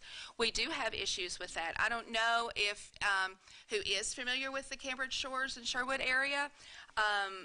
Roads are in disarray, and that's something that will be an issue as far as the fiscal court is concerned, because part of the recovery effort will be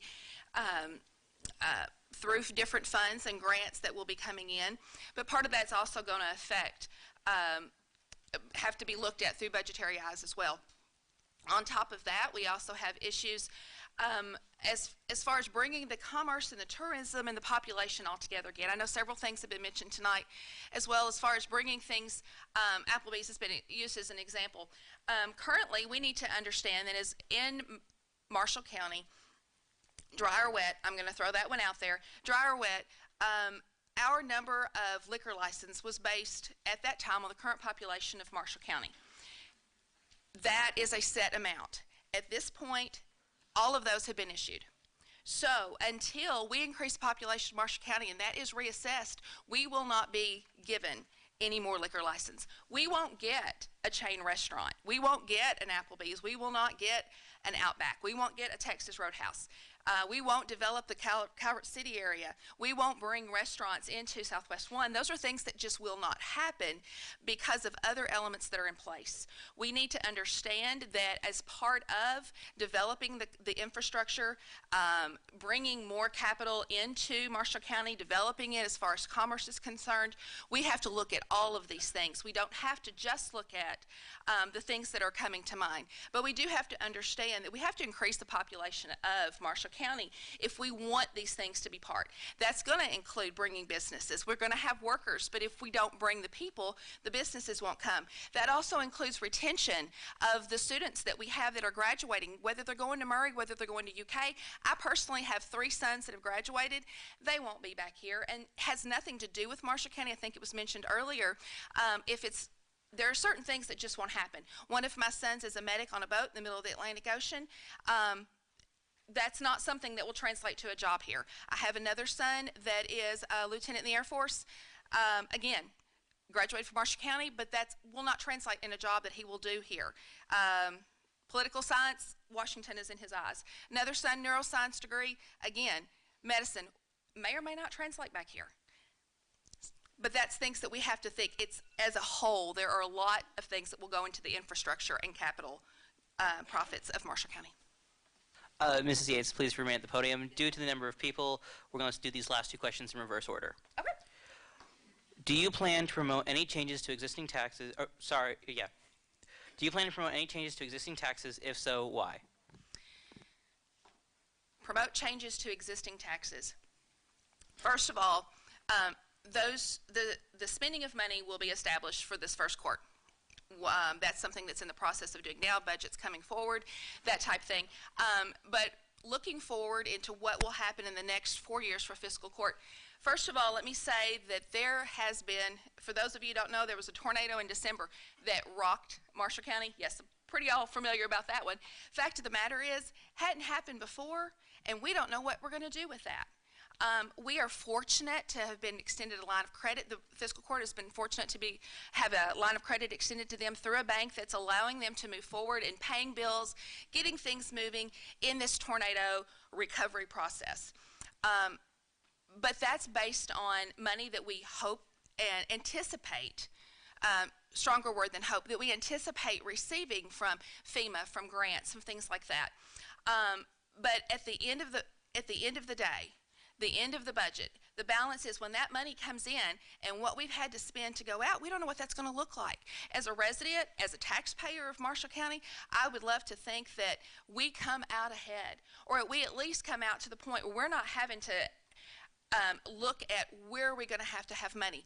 We have people that have not returned to District 2 and have no intention of returning to District 2. What that means, though, is that we are missing population. We are affecting our tax base. So we have to keep that in mind.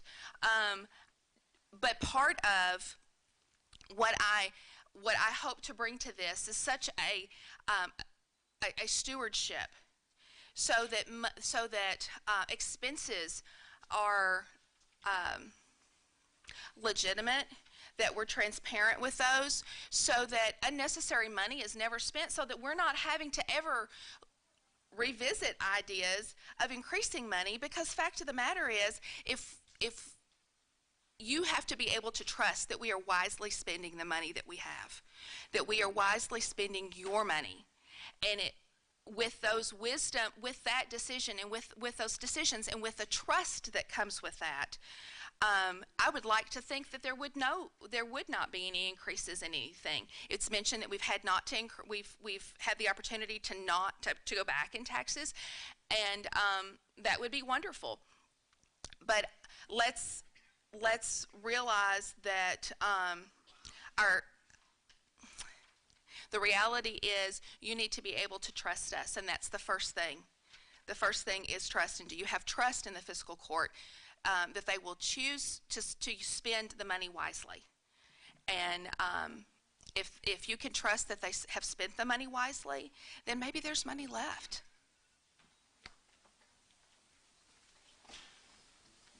Mr. Thompson? Do you plan to promote any changes to existing taxes? If so, why? To me, a tax by any other name is still a tax. I would like to see our 911 system adequately funded, but not in the way that is currently proposed. A more reasonable 911 budget could be serviced by a lesser fee than the $7 a month currently making its way through the system. I would propose abandoning the electric meter fee in favor of a property tax rider to fund our 911.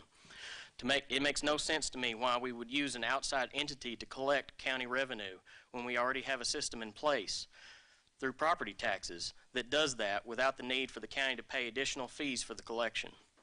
I hope to be able to reduce the tax burden on our citizens at any other level that we may come across, if possible by making good value choices with our budget and making sure we create an annual fiscal budget that is able to live within its means. Thank you. Ms. McCullough?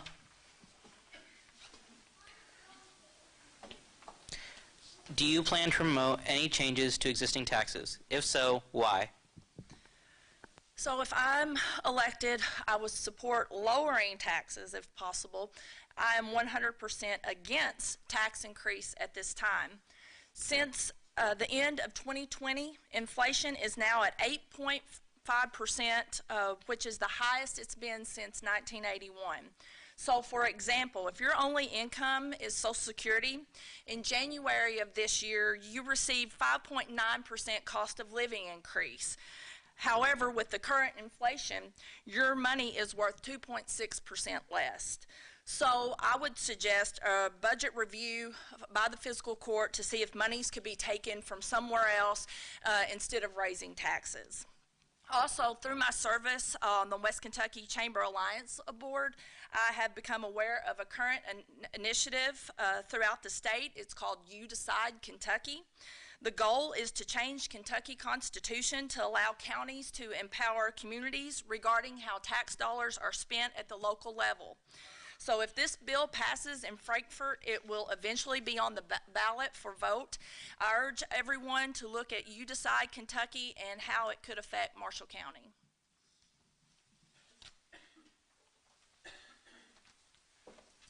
Mr. Brenton? Do you plan to promote any changes to existing taxes? If so, why? Well, I'm one that likes to deal with reality, and the reality is this county's in debt. You know, we just took out a $7 million loan. Do any of you have any idea what the payment on that loan is? You're talking like $45,000, $50,000 a month just to service that loan. That's $500,000 a year just to pay that debt. That's before we can do anything. We shouldn't have that kind of debt.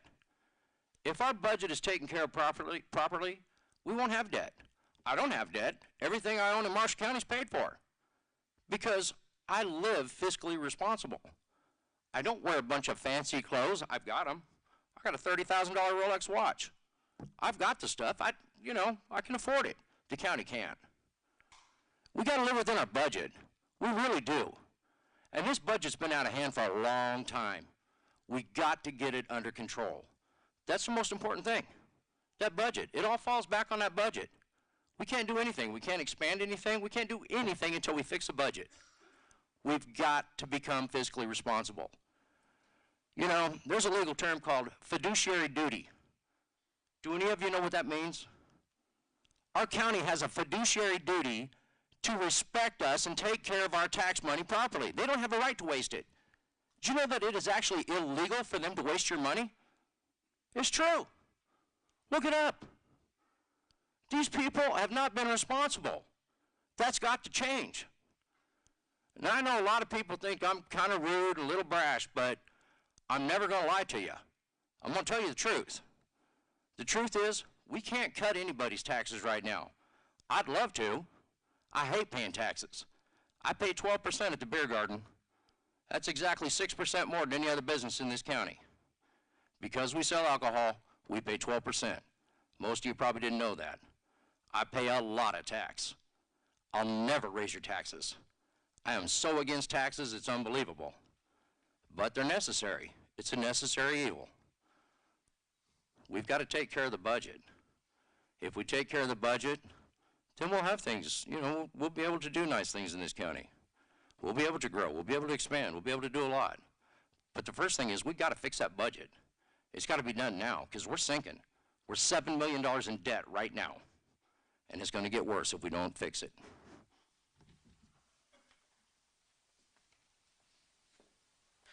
Thank you. Mr. Barrett?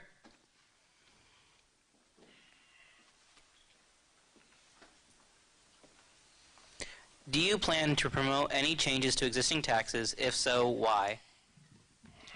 Well, not right now. We can't, like you said, we've got to do what we got to do to get through this, but I definitely don't want to raise taxes. And if we get to a situation where we can cut taxes and still fulfill our obligations, and I'm 100% for it. I do have one issue that to do with taxes that I would like to try to work on is in Marshall County, and it may be statewide, I'm not really 100% sure on that, but to be ag exempt on a piece of property, it's got to be over 10 acres or more.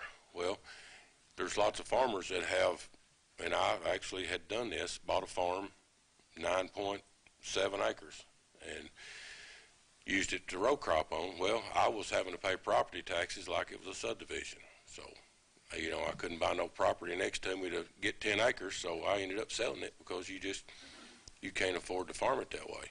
So that's one thing I do want to look into if it's feasible. But as far as, like you said, if we're fiscally responsible and we got money left over, then yes, we can try to cut what we can. Thank you. Mrs. Yates?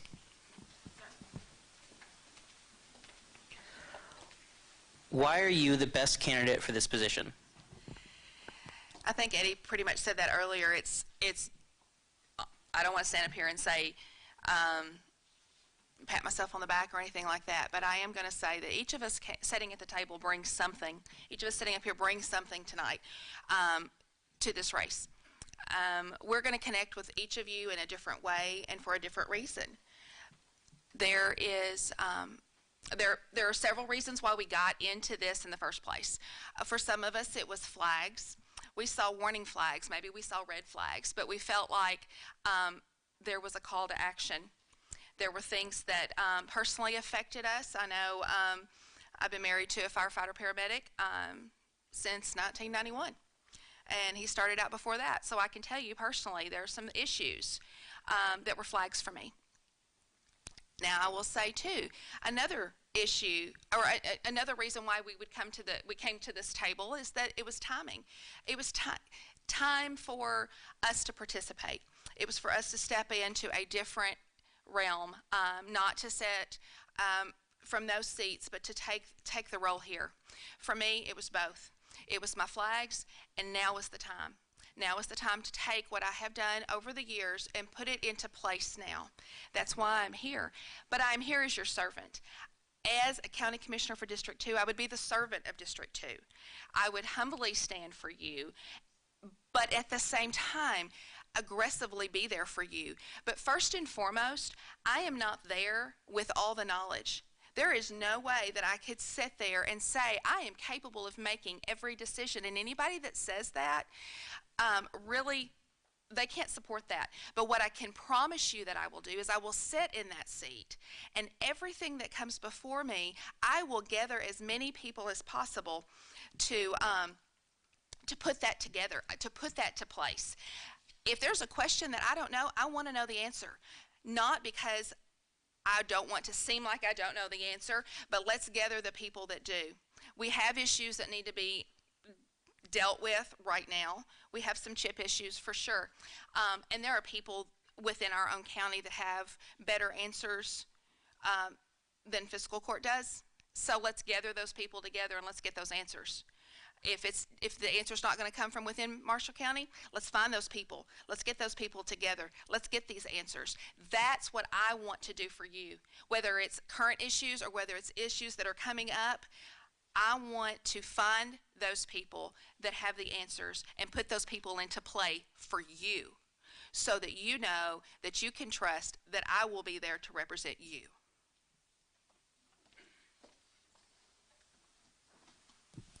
Mr. Thompson, why are you the best candidate for this position? I've prayed on this decision to run for public office, and I tried to find what I had to offer the job. What I came up with is a strong work ethic, common sense, and a willingness to never stop learning and moving forward. I want to see our first responders and all law enforcement paid a fair wage and a budget so that maybe the next kid that dreams of growing up and to be in law enforcement doesn't have to think that their passion may not pay their bills. And so that those that serve us today have the equipment that they need to come home safe at the end of every shift to a family that depends on them. I want to help the fiscal court regain a sense of unity and willingness to work together to support all families in Marshall County. Make sure that our tax dollars provide infrastructure and services that make this a better place to live and do business. No matter what issues may arise, I will always tackle them head on with the best interests of Marshall County first. No matter who ends up on this court this year, I will work for our citizens alongside whomever voters choose to place there. Where we see ourselves one day may not be where God places us on the next. I know if you had asked me where I saw myself a few years ago, I would have never dreamed I would find myself here with the opportunity to share my vision with all of you. I ask for your vote, your trust, and the opportunity to serve the people of Marshall County with common sense and a hard work determination. If you would elect me District 2 Commissioner on May 17th, thank you and God bless. Thank you, Ms. McCullough. Why are you the best candidate for this position? I'm the best candidate because of my background and work experience. In addition to nursing, IT, agriculture, and business experience, I have life experience. I've been exposed to many other things in my life besides nursing and administrative duties.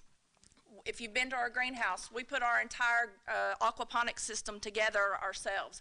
I learned how to clean, level, and glue PVC pipe. My dad and brother have each worked for the state and county road departments respectively, and so I know about how those agencies work. They also owned a bulldozer business, so I'm familiar with heavy equipment. I know how they work, what they're for, and I'm familiar with the building of roads, digging septic tanks, and running water lines. My sister's a realtor, so I've learned processes of purchasing, selling, and real estate laws. My brother's also been a firefighter for 20 plus years, so I understand their needs and time that they put in. So I'm not saying that I'm personally proficient in any of those areas, but I have been fortunate to have those resources to learn from, and therefore I'm well-rounded. I will be a hands-on commissioner. I plan to spend time with county workers and departments. I can't and shouldn't make decisions that would affect county employees if I don't know what they do or how they do it. I'm a strong conservative, and I will be the voice of the taxpayers. I will be transparent and accessible. I'm passionate, persistent, and determined. My diverse experience makes me an asset for the Office of Commissioner and a seat on the fiscal court. On May 17th, I would appreciate your votes. May God bless Marshall County. Thank you. Mr. Benton, why are you the best candidate for this position? Straight up, experience and business knowledge. As far as I know, I'm the only patent owner on this here stage. I'm the only person that's created a company from an idea, my very own idea, patented that idea, and marketed it nationwide and became a millionaire doing it. I've worked in every state in this country. I did motorcycle rallies for 15 years. You talk about dealing with people? Try dealing with bikers. These are the toughest people in America. I deal with them. I got no problem with it. They love me.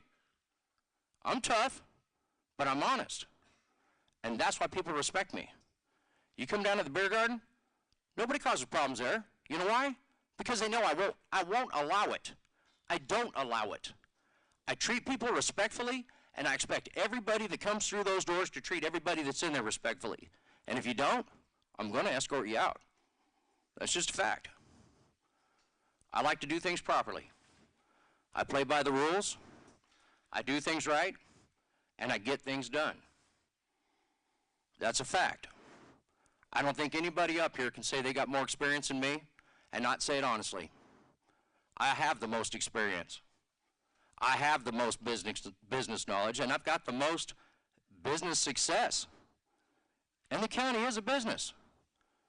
It truly is. Anyone that thinks the county's not a business, well, you're crazy. It's all about the numbers. It's all about the numbers. You don't watch those numbers, we're going to sink. So I do believe I'm the most qualified, but, you know, I only get one vote. It's up to all of you. You want to elect somebody else? I'm okay with that, too. I just want what's best for Marshall County, and I'm willing to give you 4 years. I'll tell you right now, that's all I'm going to give, because I'm 62 years old. I don't want to do this the rest of my life. I want to help fix this stuff and move on. Straight up. I just want to help fix it and move on. I want to enjoy my life. I've worked really hard so I can retire and have a great life. I'd like to have a little bit of it left when I'm done fixing Marshall County. So anyway, hope I earn your vote. Thank you, and you all have a great night. Thank you. Mr. Barrett?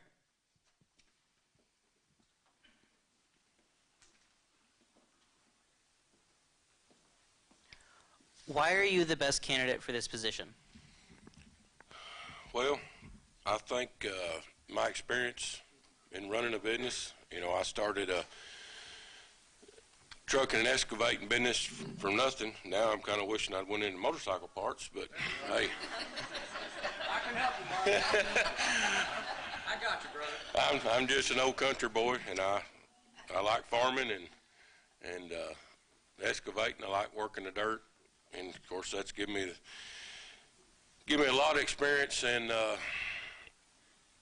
that area. You know, I could, if the county's looking at a piece of land to buy to develop something, I can go out there and look at it and give them a pretty good idea without hiring any kind of fancy people to come look at it, whether it's feasible or not, without having to hire engineers. You know, I'm not saying I'm an engineer, but I've got pretty good experience in looking at flow of water and everything and telling them whether we can do it or not.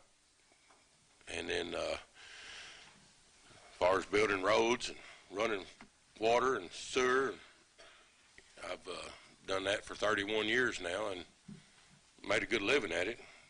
I ain't got no Rolex yet, but I'll I'll sell you one. Yeah, nah, I'm just picking on him. But that's what I think I got to offer. You know, of course, I've got business experience. I've got 3 full-time employees. So not only my family I've got to feed, but I've got to feed those families too.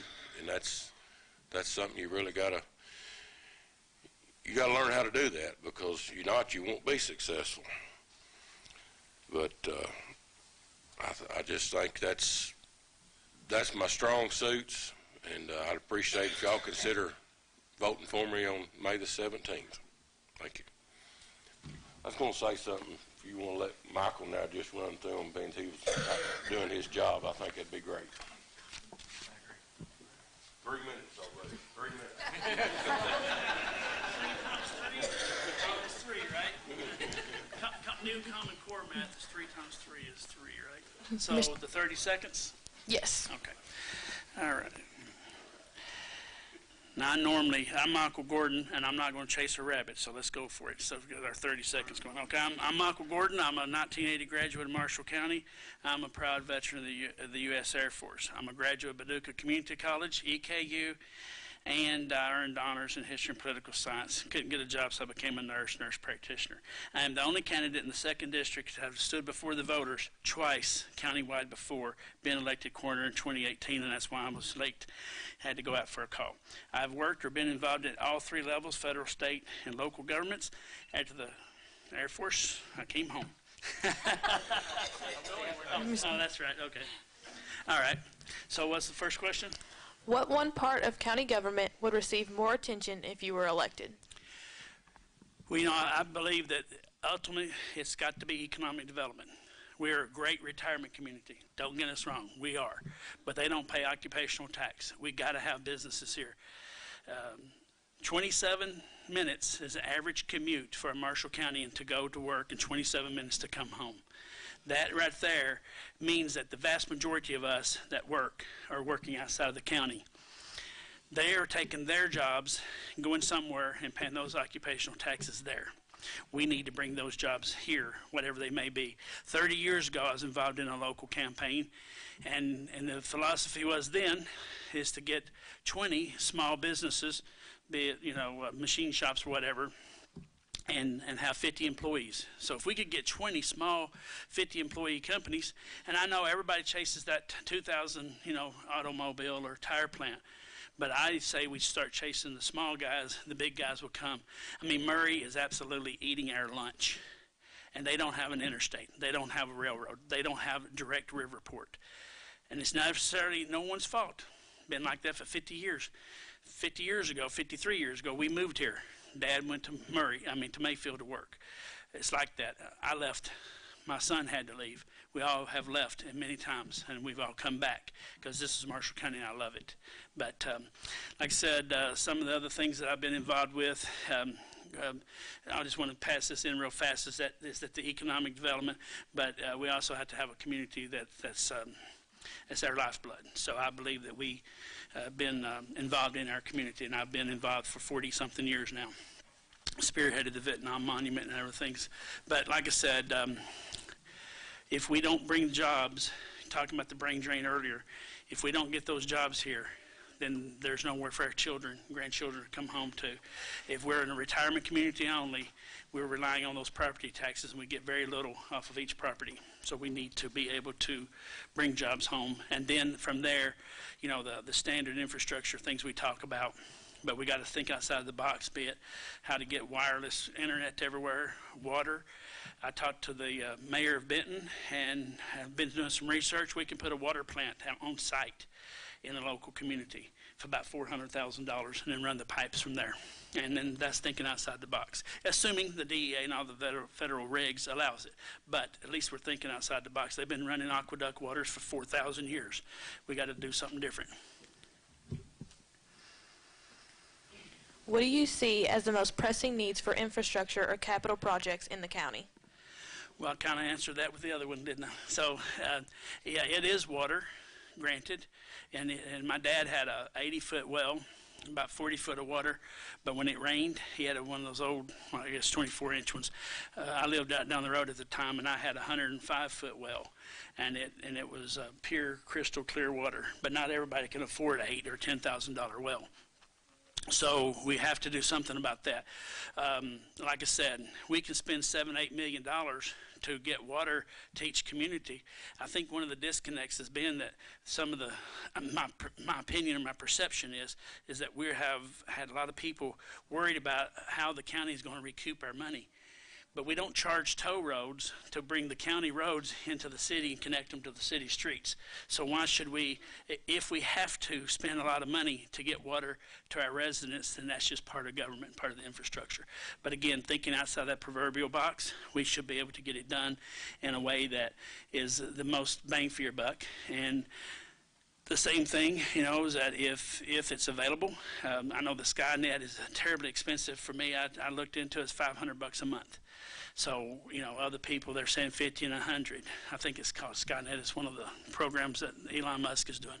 But on the other hand, and I know that the towers won't work if it's a cell phone tower per se, but if we can put up towers throughout the region and allow a T-Mobile type, I've got 0 signal without a Wi-Fi in my home 2 miles from Walmart, Verizon and AT&T. I went and got the internet the other day, the wireless thing from T-Mobile. I get 2 and 3 bars.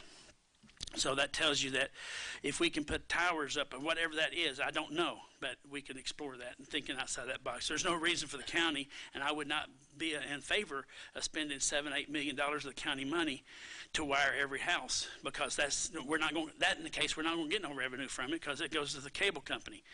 And by the way, I just got my cable bill. That's why I'm canceling. It's $303 a month for cable and internet. And so I'm canceling. But the thing is, though, is that we can do, and I've already been using the T-Mobile thing, and I'm streaming videos and watching Tubi or whatever it's called. I'm an old guy. But the point being is that we have to think outside that box. We cannot keep doing what we've been doing for 50, 70, 80 years for this, that, or the other.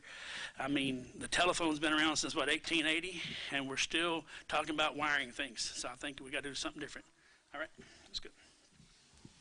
Do you plan to remote any changes in existing taxes? If so, why?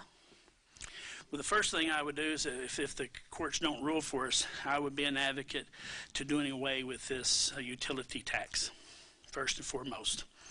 Simply because there's an easier way to do it. We're not going to have to pay a commission to the utility companies. Why do we want to go through 3 different agencies and give them a commission? When I just come across my memory timeline, I think it was yesterday, we had a bunch of town hall meetings in 2017. And I spoke at that time against the dismissal of that commission. Now, granted, it may have problems, and I'm sure it did. From what I've been hearing, it had a lot of problems. But they should be an advisory board and not calling up the director and doing something different every other day. In 2017, it was 3 people of the opposite party than myself, and then the judge. They then kicked the can down the road. That's the way it is, because they demolished it or did away with it in 2017. They could have voted for it any time from April 2017 through the end of that year. But in my opinion, they didn't want to face the voters with a new property tax hitting in October of that year, of the 2018. But what they could have done, if they had had foresight on it, is to say, this is going to be effective January 1, 2019, and then therefore we would have the funding already in place. And we don't have the funding because it has truly been politicized, and that's what I said in 17. This position as director can be politicized. And I looked at the judge and said, not saying that you would do that. And I'm not saying he has, but I think he has, if that makes any sense. But that's beside the point, too. So, one of the other candidates earlier said something about an economic development officer. Wouldn't take anything away from what Josh, he was a dedicated servant to the public. As he told me one time, we didn't have with Southwest One, we now got the horse and the cart. So it's just now a matter of time. It's been 4 years since that's been Christian, and we've had 1 local business. But if you think about it, we've only had 2 businesses that really came to us. We didn't go to them, and that is the stave mill and the mobile home factory. It's all been homegrown, where they've come to us. We have not had any significant new jobs in this county that was generated by our government other than homegrown, and that's better than not having jobs. But at the same time, we need to bring outside people. We need to be sending government people to conferences, to trade shows, so forth and so on, to bring those jobs here. Why are you the best candidate for this position? You know, I have many different experiences. I come from a deep blue-collar background. Worked as, I was a self-employed shoe shine boy. If folks looking around, you don't know what that is, right? But I was 13 years old, and I went and approached the lady at the barber shop uptown and offered to be her shoe shine boy. I made anywhere between $5 to $10 a week in 1976 as a 13-year-old. I've got a blue-collar background. I've worked, and I worked. Worked 60 hours a week in 1977 as a 14-year-old. Made $90 a week. Worked at the sawmill, back-breaking labor. Joined the Air Force, came home, had to do what you had to do to make a living, so I got a wide variety of experiences. Part of those is I've managed over 50, 55 employees at any given time. I've had a $5 million budget. I have traveled the whole United States managing healthcare operations, kind of like a troubleshooter. So you go in, you find out what the problem is, you try to fix it, and then you move on to the next gig, we call it in the travel industry. So I've been, ran an Indian reservation clinic in Yuba City, so it's actually Colusa, California. New Mexico, I was flown down as part of another team to Katrina relief and worked in the ICUs and ERs down there. So I got a whole myriad of experiences that I can bring to the table and say, let's figure out how to fix this problem. And so, and I'm not a divisive person. I will work with Democrats, Republicans, Libertarians, or something in between, because everybody in this county is important. I don't care what political party you belong to. Well, kind of do. I hope everybody's Republican, but, at the same time, though, it does not matter to me, because I have sat with U.S. senators, with a congressman by the name of Kennedy. I have been with governors. I have been with Democrat governors and Republican governors. I've also sat in people's houses when roaches crawled across my feet, so while I was giving them care. And I can do anything I need to do. And that's the experiences that no one has can bring to the table. And I've worked also with all three branches or levels of federal government. Worked for the feds, worked for the state, and I've worked at the local level as your coroner. And I thank you for letting me speak, because I did initially had a death call, couldn't get my deputy, he was at work. He went to the death call, and then he needed help, so I went out and helped him. And then maybe getting another one here in a moment. So, but at any rate, so my experiences, I think, outweighs everybody's, and business or otherwise. Thank you. Thank you to the County Commissioners for District 2. We'd like to now call up the Mayor of the City of Hardin.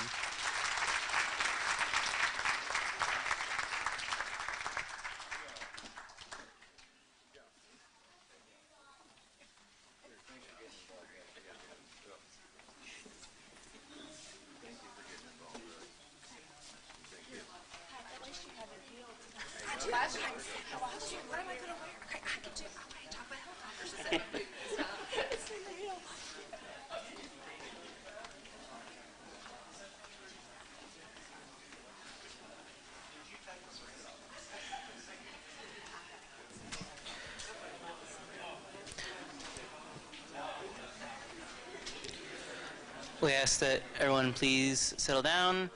Mr. Rogolinski, would you like to give your 30-second introduction before your first question, please?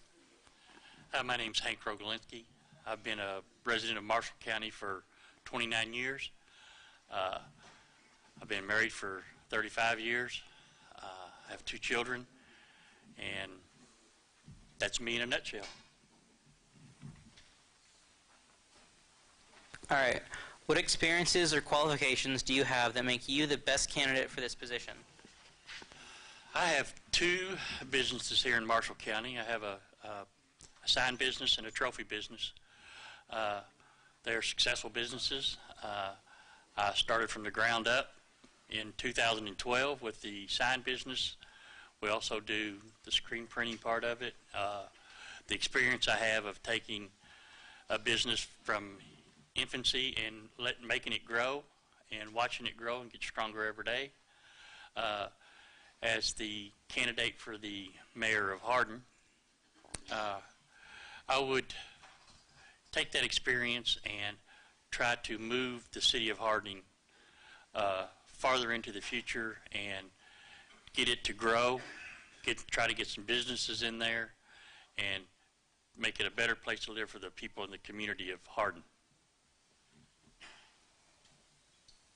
How would you, what are 3 things you wish to accomplish in this position? I would like to see the community grow. I have, in this time leading up to this, I have done work trying to find grants and all this stuff to improve the city. We are going to have a new community center eventually. We're working on that, applying for grants eventually. Once we get everything into place, see how things work out. The community center that we was in our city is now part of the South Marshall Fire Department. They have that building now. They're going to turn that into their fire station, which is a blessing to the county and to the city. We will continue to make improvements in the city and the city's streets. And one of the issues that was brought up earlier by someone was the garbage that's in the trash and stuff on the roadways and in our cities. We are making plans to get that cleaned up. Hardin does not have the tax base that Calvert and Benton have, so how do you plan to grow and modernize Hardin? Again, with grants, donations, fundraisers, a way to bring income into the city. We have to try to get businesses. We actually have several prospects now. There's going to be a winery in that part of the county, and it's starting to grow. So we're doing what we can to get businesses to come in. I would like to see some financial institutions try to get us a bank, something there in the city for our city residents to make it more convenient for them. But as the mayor, if I get voted in, I'll do the best of my ability to make Hardin grow, let it grow, and bring it up. All right, thank you. We'd like to ask up our final position, the Circuit Court Judge.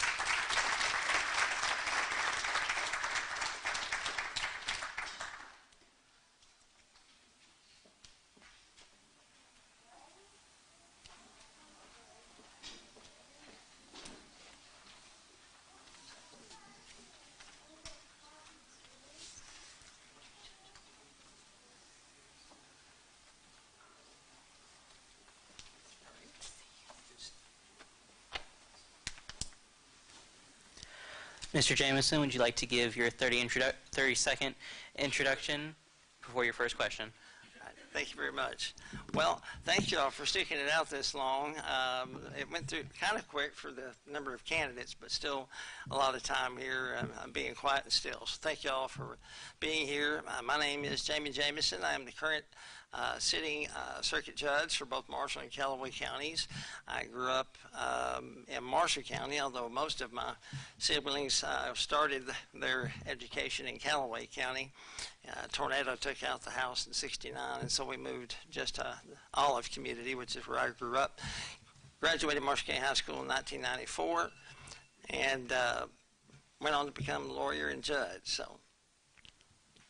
Okay. Why are you the best candidate for this position? You're got my notes out now. All right. Well, honestly, the last 6.5 years has been so fast and so much has gone on. It's hard to kind of hit it all in the time allotted. So I try to focus on the things that probably are the most interest of the people that live here. And number one thing is experience. You know, there's nothing that trumps experience. When I was running last time, there was no sitting judge. There was an open seat. There was 3 candidates, and myself and a county attorney and a district judge out of Callaway County. And so there was nobody in that seat. And coming in as a fresh judge, there's an up curve. There really is, as you would expect it to be. In circuit court, we deal with everything serious on the criminal side and everything serious on the civil side, and anything that doesn't really fall under a statute, we are the court of general jurisdiction. So if it doesn't have a statute saying it goes to district or family or wherever it is, it's ours. So we deal with all kinds of things.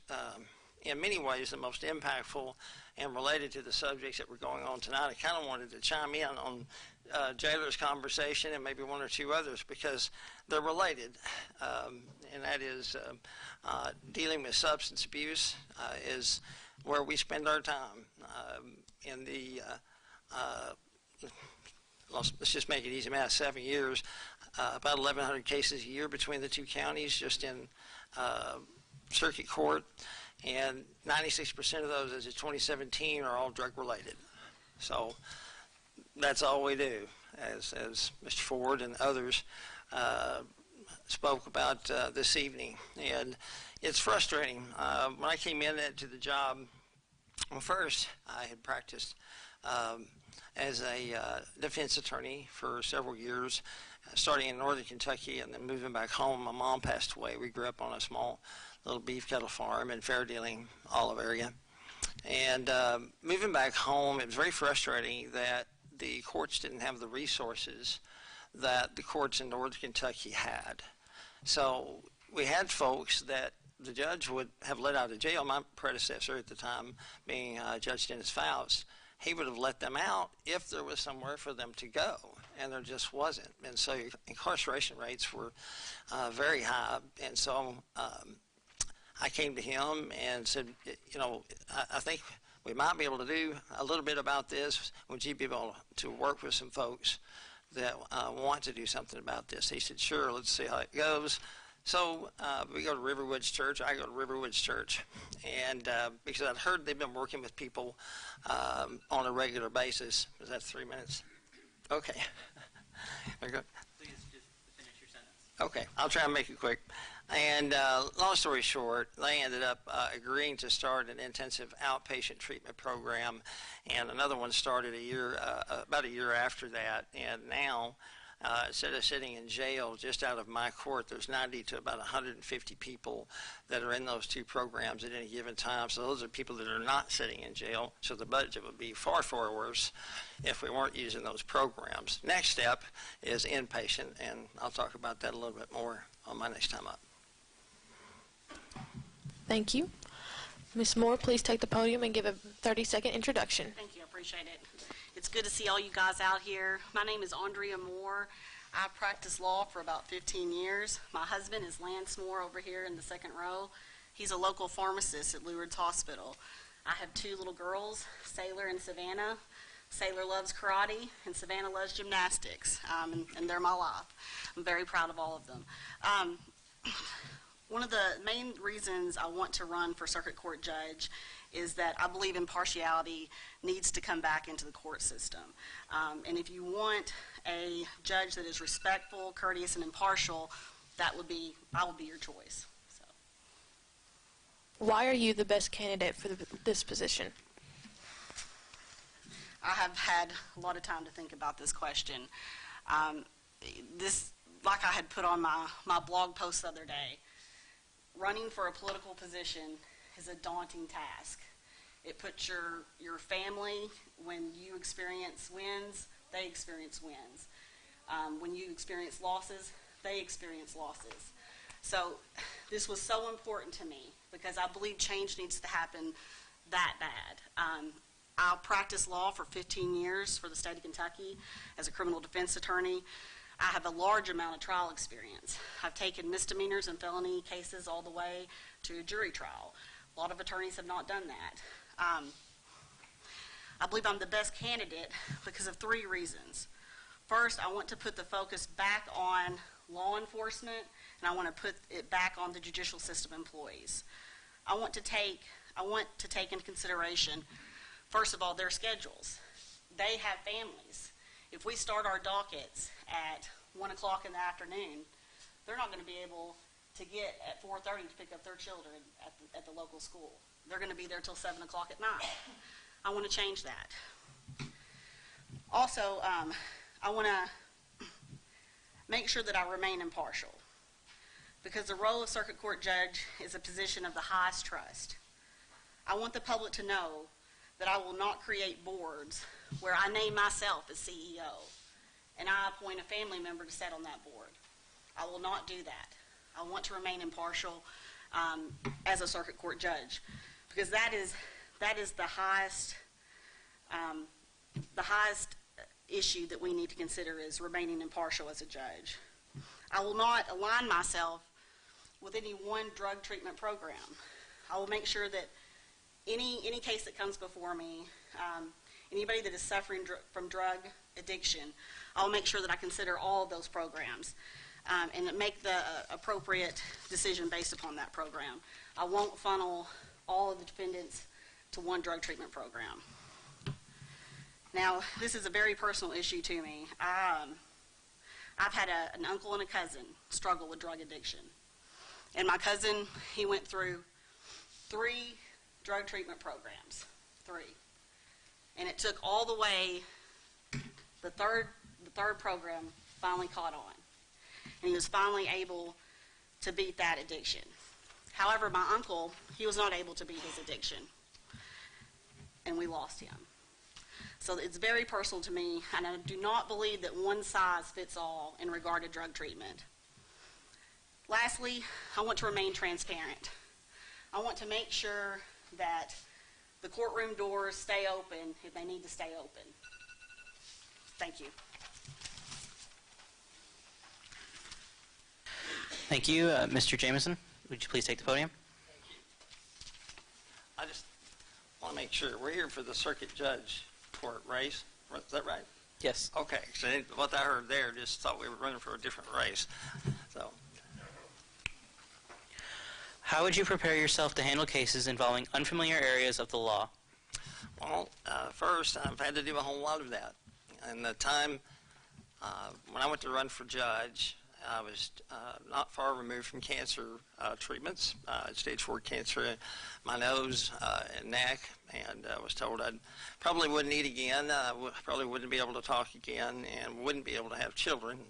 As you can see and heard earlier, I've got 2 children sitting here tonight, and obviously have no problem eating. You can see my waist, and certainly have no problem talking, thankfully, because as a lawyer, that kind of goes with the job. That's what we were talking about earlier with the treatment stuff, is getting creative, okay? Because the government doesn't have the options out there that they should, and they won't pay for them. They want everybody to let them out of jail, but I don't think any of you in here wants everybody let out of jail. There was a reason they were put in there. And so that's the other side of this picture. Where do you draw the line between let's send somebody to treatment versus no, this person is too dangerous, or we need to start a GPS program, which we did on the board that she was referencing, and also began a relationship with Governor Ernie Fletcher and his nonprofit to bring 2 inpatient treatment facilities to Marshall and Callaway counties, first for women and the second for men. We already applied for one $7 million grant and have another one in the way, and have raised, the Fletcher Group raised right at $200,000 on behalf of that project, and we have dozens and dozens of community supporters in that project. And that's what they were talking about earlier, when you've got somebody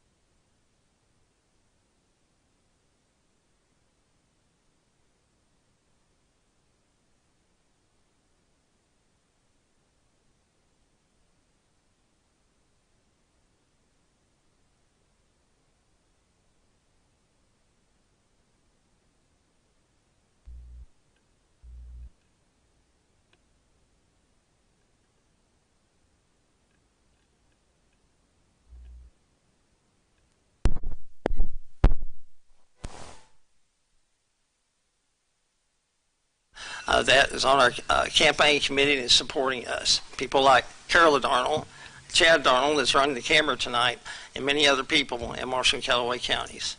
Thank you for your time. Ms. Moore?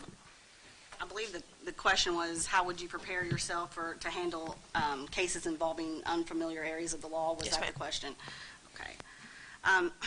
In regard to that, like I said, I have extensive experience as an attorney. I practiced for 15 years. I went to law school. During law school, they teach you how to look up precedent. So what I would do is I would look to see if there was any precedent in Kentucky in regard to the unfamiliar area of law. And at that point, if there was no precedent, I would then look nationwide to see if there was any precedent. After that, if there's no precedent in the nation, I think you need to call upon your other judicial friends, et cetera, to see what their thoughts are in regard to that area of the law and how they would personally handle it. Also, there are experts that you can call upon to get help with issues that you're unfamiliar with. We often have experts come into the courtroom that are experts on ballistics, scene reconstruction, medical issues, psychology issues. So I would make sure that I surrounded myself with the appropriate people to get the answers that I need in regard to that area of the law. Thank you. Thank you. Mr. Jameson, will you please take the podium for your final question? Thank you. What do you perceive as the greatest obstacles to justice, if any? Okay. On the obstacle part, we're really going back to the same subject. What do you do with the hundreds of people that are sitting in Marshall County Jail tonight that need help that they can't get? Many ways that we've tried to address that, I've just spoke about on the GPS program that we created and corrected the law, actually, that was being run illegally previously. We discovered that and corrected that along with county officials who all were in agreement with that, including fiscal courts and judge executives who all voted in favor of it. So it was just kind of common sense.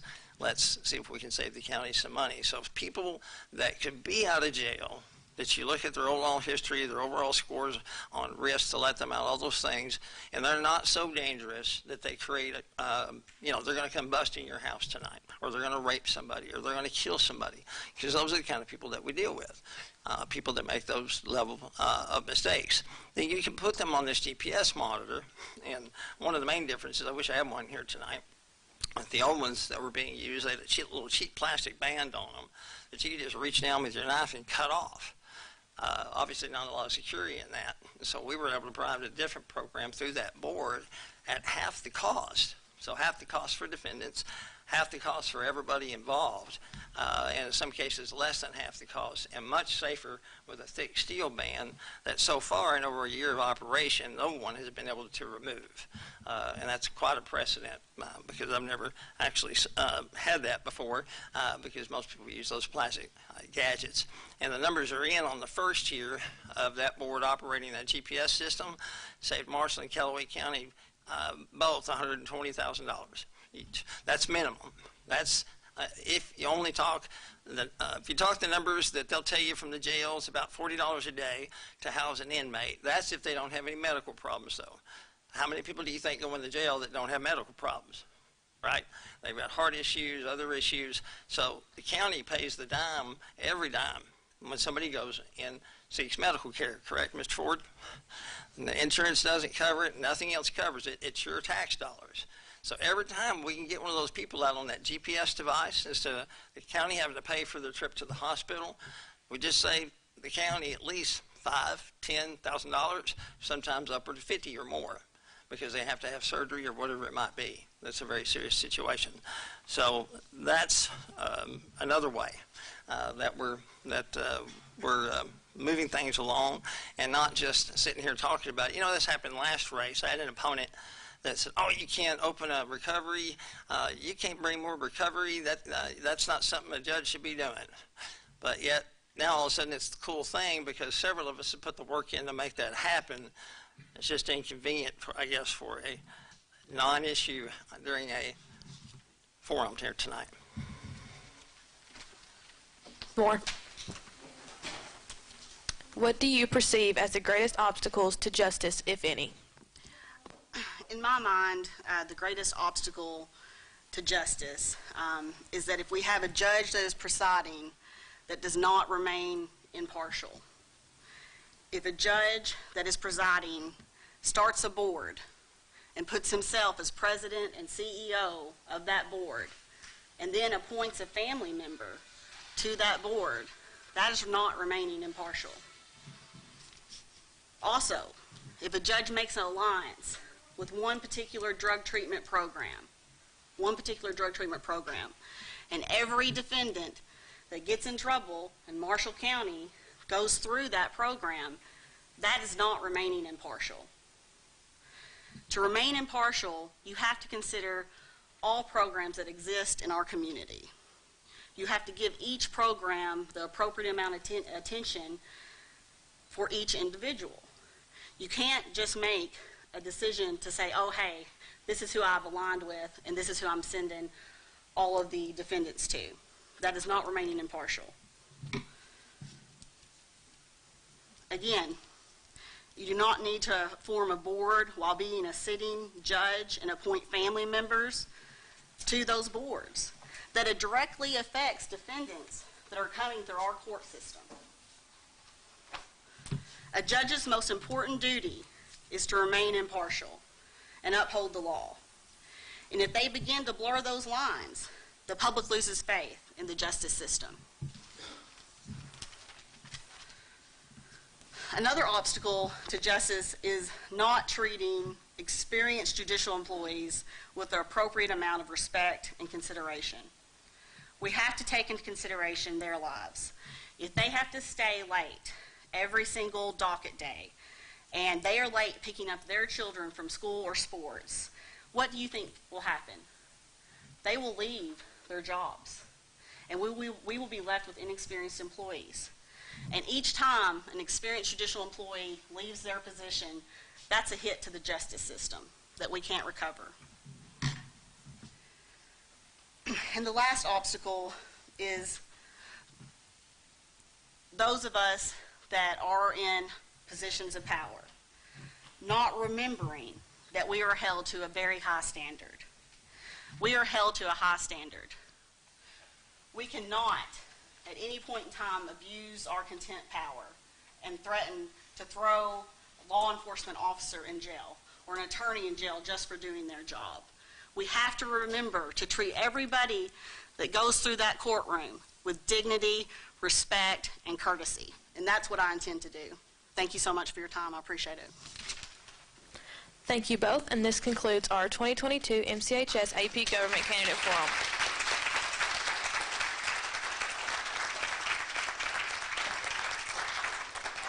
If any of you would like a copy of the program book with that Fletcher program that actually talks about the inpatient program we're bringing, we have them on the back table. I appreciate it.